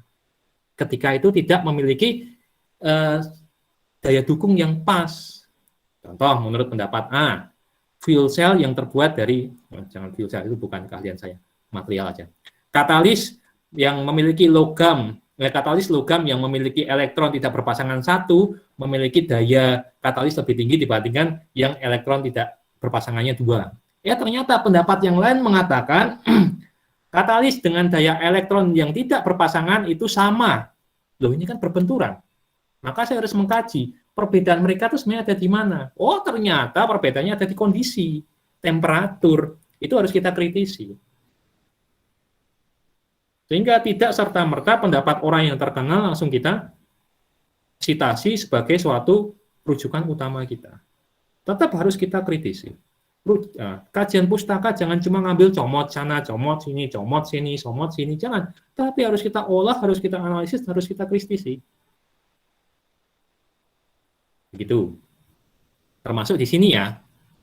Jadi tidak seperti itu. Otomatis dianggap ilmiah. Yang dimaksud ilmiah itu metodenya, Mbak. Jadi bukan kemudian pendapatnya itu seolah-olah pendapat ilmiah itu adalah pendapat yang kuat, lalu pendapat yang itu memiliki kekuatan yang lebih tinggi dibandingkan pendapat orang pada umumnya. Enggak, Mbak. Jadi yang dimaksud ilmiah itu adalah metodenya. Mereka mengeluarkan pendapat itu dari metode ilmiah yang telah mereka lakukan. Apakah kemudian kesimpulannya dari mereka itu harus kita pahami, harus kita ikuti, harus kita dalami atau manuti secara tertutup, mata tertutup gitu? Enggak. Kita juga memiliki metode ilmiah. Kalau kita mau melawan mereka, melawan pendapatnya mereka, kita juga boleh melakukan metode ilmiah sendiri dan melakukan counter terhadap itu. Dan di mana kita menuliskannya? Menuliskannya juga tidak di YouTube, tidak di Wikipedia. Bahkan pembuat Wikipedia pun menyadari bahwa Wikipedia sekarang itu sudah 100% tidak kredibel. Berita kemarin saya lihat di Bloomberg pada media Yahudi ya. Bloomberg. Gitu Mbak. Jadi kalau ada tesis yang tidak sesuai dengan kajian ilmiah yang kita lakukan, ya kita counter aja dengan apa? Dengan kajian yang lain dan dengan menerbitkan artikel yang lain. Seperti itu. Jadi sarana diskusi dari ilmuwan atau sarana diskusi dari orang-orang yang dia melakukan kajian ilmiah itu bukan lewat YouTube, bukan lewat blog, atau bukan lewat Wikipedia. Tapi harus lewat artikel ilmiah. Itu. Sama seperti kemarin ada kasus di mana mahasiswa S3 Syariah, dosen dari Solo, itu mengeluarkan kesimpulan boleh kawin tanpa menikah gitu ya. Kalau saya nggak salah, milkul yamin. Dalam kajian ilmiah itu betul, karena dia melakukan kajian ilmiahnya dia. Nah kalau kita nggak sepakat ya kita susun kajian ilmiah kita, lalu kita counter begitu. Secara ilmiah itu betul. Cuma masalahnya adalah kajian ilmiah yang belum selesai dan harus memerlukan kajian lebih mendalam dari ahli-ahli lain sudah tersebar ke masyarakat. Itu yang salah. Gitu. Padahal masyarakat tidak mengenal yang namanya metode ilmiah. Nah, sehingga kita harus hati-hati ya sebagai seorang ilmuwan untuk mengeluarkan pendapat di masyarakat itu harus kita hati-hati betul. Jadi lebih baik kita pakai bahasa yang paling sederhana saja daripada kita pakai bahasa yang ilmiah.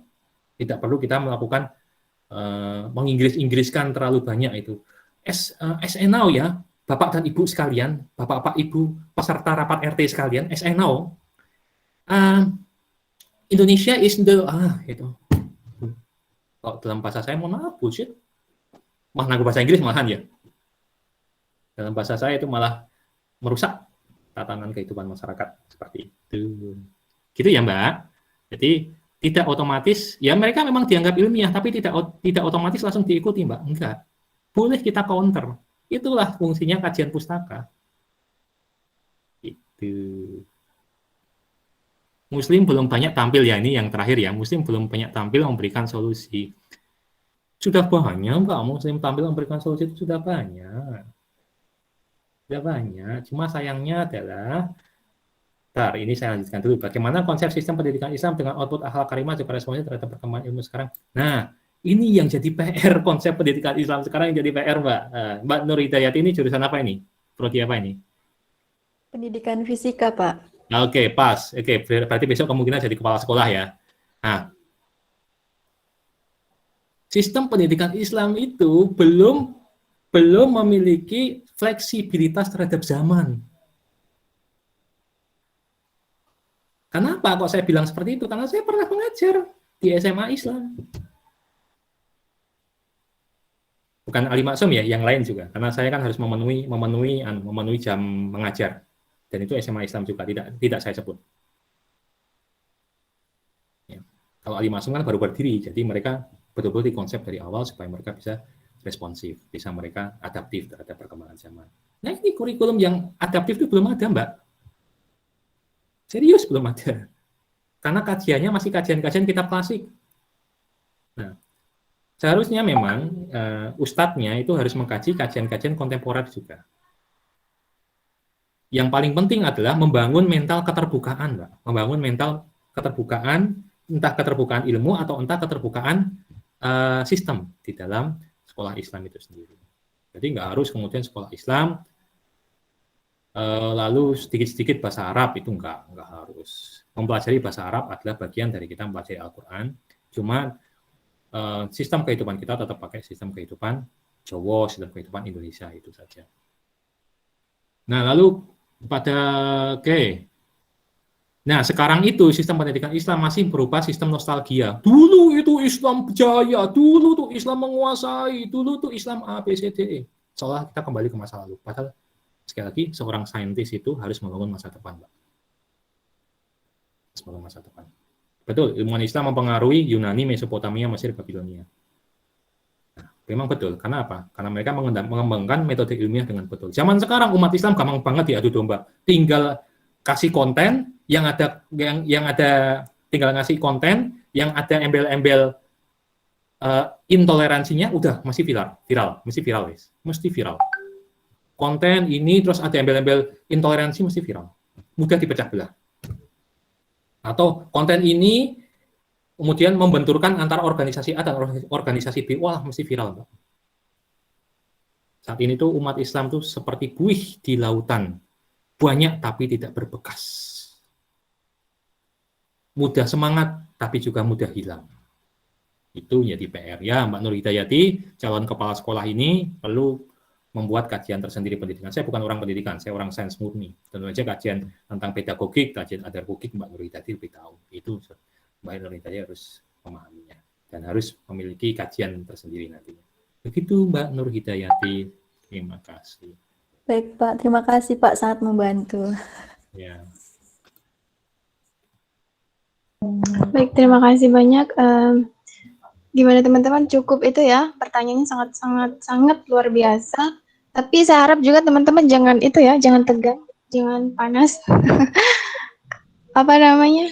Ya gitulah, fokus tapi harus tetap enjoy. Nah, mungkin kita masih ada waktu satu pertanyaan lagi ya, satu pertanyaan terakhir. Monggo Mas Imam Sya'roni, silakan menyampaikan pertanyaannya. Terima kasih Mbak Nur dan terima kasih kepada Pak Dani atau Pak Dani yang telah memberikan waktunya. Nah, sebelumnya perkenalkan Pak, saya Imam Sya'roni dari Teknik Industri UIN Sunan Kalijaga Yogyakarta. Nah, tadi sebenarnya saya itu tertarik banget sama riwayat Pak Dani. Nah, terutama masalah tentang industri tadi. Nah, jujur Pak, saya tuh pengen tahu, mungkin Bapak bisa cerita sedikit lah, dari kimia terus menjurus ke industri, itu menurut saya itu sangat sulit sekali gitu loh. Soalnya basicnya itu kan kimia, sama seperti saya juga industri, terus masuk ke ranah industri pertanian. Nah itu ya juga ada penyesuaian, tapi menurut saya itu sulit sekali gitu loh. Nah terus gimana cara Bapak untuk membangun mental, supaya survive di dalam suatu bidang itu tadi. Nah mungkin itu dulu Pak. Terima kasih. Baik, terima kasih, Mas. Salah satu kompetensi sarjana itu adalah sebagai problem solving, itu aja.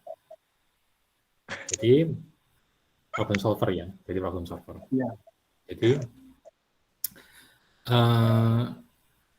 ketika saudara sebagai sarjana kemudian memaknai betul kalimat problem solver itu, maka saudara pasti akan siap menghadapi tantangan apapun. Tantangan itu mesti ada, Mas. Saya awalnya kan jadi guru, Mas, di pendidikan, Mas. Padahal bukan sarjana pendidikan. Ya saya enjoy aja. Saya berikan saya hadapi tantangan itu. Oke, saya bisa, insya Allah.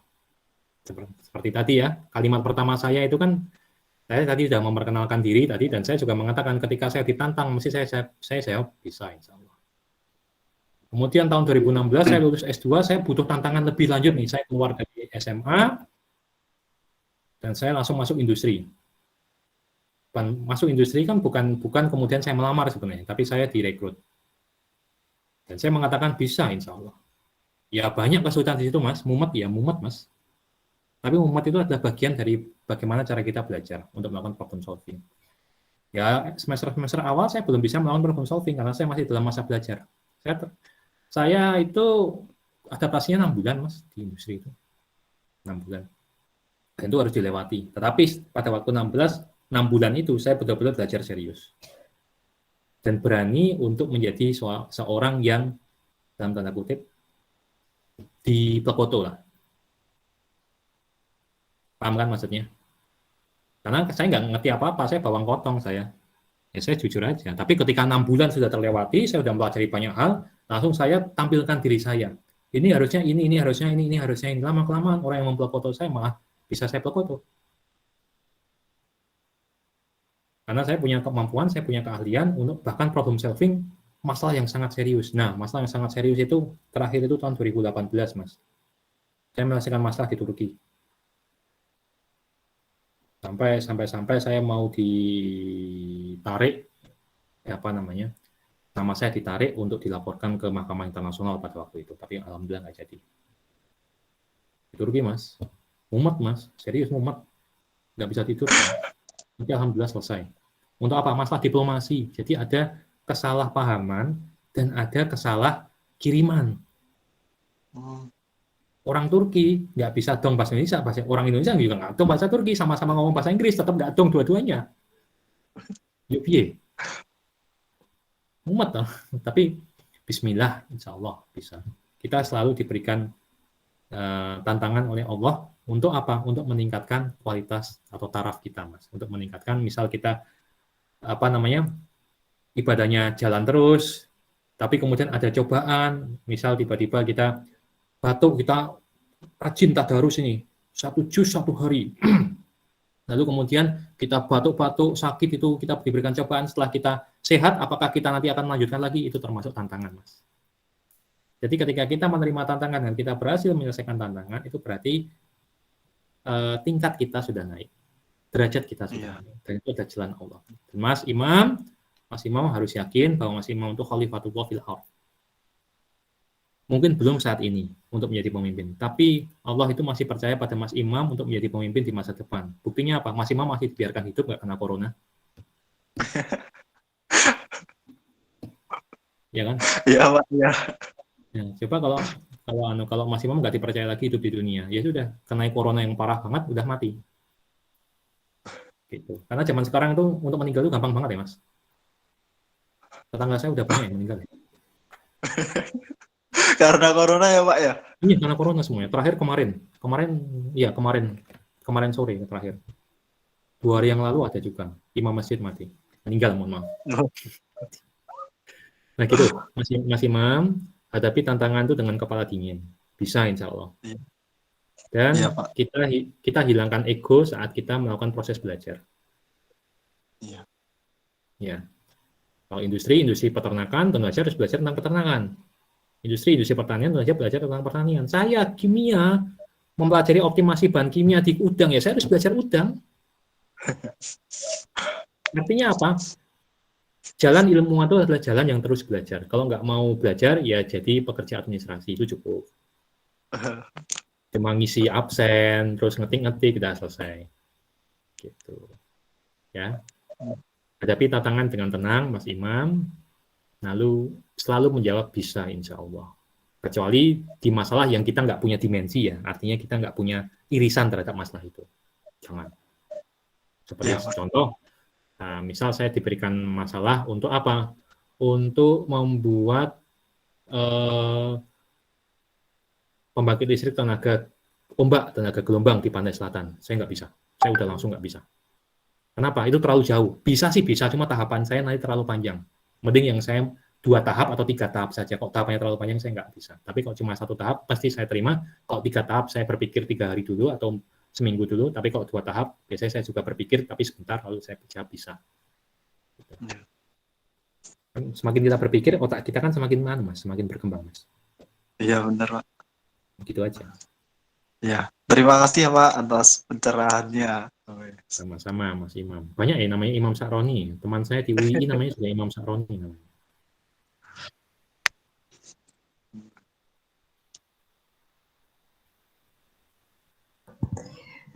Baik, terima kasih. Itulah tadi sesi diskusi dan tanya jawab ya. Sangat luar biasa sekali. Namun sebelum saat itu mungkin saya sampaikan dulu kesimpulan dari penyampaian Bapak tadi, bahwa yang bisa saya tarik bahwa seperti yang disampaikan oleh Bapak tadi di awal presentasi, bahwa peran sains itu sangatlah penting. menciptakan baldatun thayyibatun wa rabbun ghafur. Nah, apa itu baldatun thayyibatun wa ghafur? Yaitu suatu negeri yang baik dengan Rob yang Maha Pengampun. Artinya di situ tercipta negeri yang damai, tentram, subur, aman, seperti itu. Nah, sekali lagi ada banyak cara untuk menjemput hidayah Allah. Ya, salah satunya adalah menuntut ilmu dalam berbagai bidang, bisa agama, sains, dan lain sebagainya. Nah, kalau dalam bidang sains sendiri, mungkin kita seperti sekarang lagi menuntut ilmu dalam bidang fisika, kimia, teknologi, atau teknik lainnya, seperti itu. Jadi tugas kita sekarang adalah tetap semangat untuk terus belajar dan bersama-sama untuk membangun peradaban Islam. Mungkin cukup sekian yang bisa saya simpulkan. Kurang lebihnya mohon maaf. Mungkin Bapak ada yang ingin disampaikan lagi sebelum ditutup, Bapak? Ya, yang ingin saya sampaikan adalah sederhana aja. Semua ilmuwan zaman dulu itu semuanya filsuf. Kalau pengen berada di jalan ilmuwan, ya saudara juga perlu mendalami jalan filsuf. Jadi kalau kita pengen tarik ke belakang, segala sesuatu itu hukum itu ditemukan ketika mereka sedang bersantai. Contoh, Newton itu mendapatkan inspirasi hukum gravitasi ketika dia sedang bersantai duduk di bawah pohon. Archimedes, dia menemukan inspirasi tentang hukum gaya angkat di dalam air ketika dia sedang berendam di air panas. Terus kalau di kimia itu ada Kekulé itu menemukan rumus C6H6 benzena itu justru ketika dia sedang duduk santai dan mau tidur di depan perapian, seolah-olah dia melihat ular saling menggigit ekornya satu sama lain. Lalu yang berikutnya Mendeleyev, dia menyusun tabel periodik itu, unsur-unsur itu dalam suatu tabel periodik menurut dia, ketika dia tuh ngelilir. Tahu ngelilir nggak artinya? Bangun dalam keadaan setengah sadar, terus dia menulis gitu, terus dia tidur lagi. Jadi mereka tuh justru menemukan hukum, menemukan ilmu pada saat mereka tuh sedang posisi santai. Tapi tentu saja di balik santainya itu mereka ada belajar sebelumnya. Sehingga pesan saya pada saudara sebagai ilmuwan, jangan gerusa-gerusu. Jangan terburu-buru. Enjoy aja. Rasakan, sadari kalau saudara melakukan penelitian, rasakan, sadari kalau saudara sedang melakukan skripsi, rasakan, sadari kalau saudara sedang melakukan penulisan. Nggak usah gerusa-gerusu, nggak usah terburu-buru. Nah, karena itu adalah jalan ilmuwan.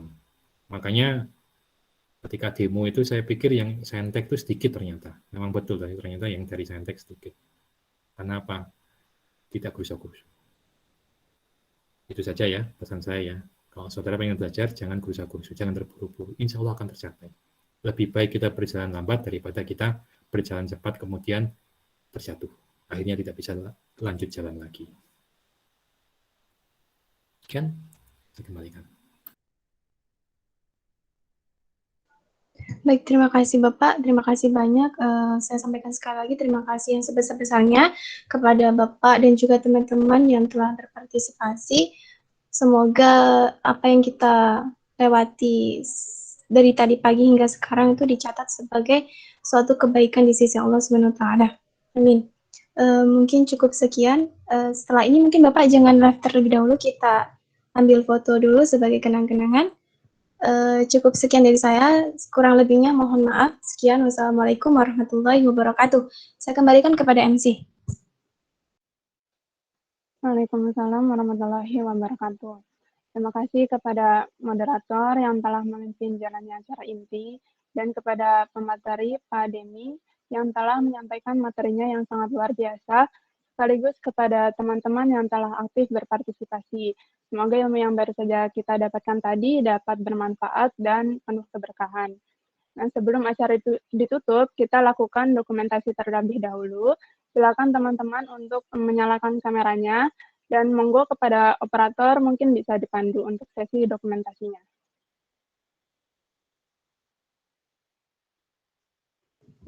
Ayo teman-teman bisa langsung on-cam ya. Ayo, masih ditunggu. Oke, langsung saja ya. Saya hitung. 1, 2, 3. Lagi sekali. 2, 3. Oke, cukup. Terima kasih Bapak. Terima kasih teman-teman semua. Nah, terima kasih teman-teman. Jangan lupa juga untuk mengisi presensi di link yang sudah disediakan sebagai bukti kehadiran. Nah, tidak terasa, akhirnya sampailah kita di penghujung acara. Kami mengucapkan terima kasih kepada teman-teman yang telah menyempatkan waktunya untuk hadir di kajian hari ini.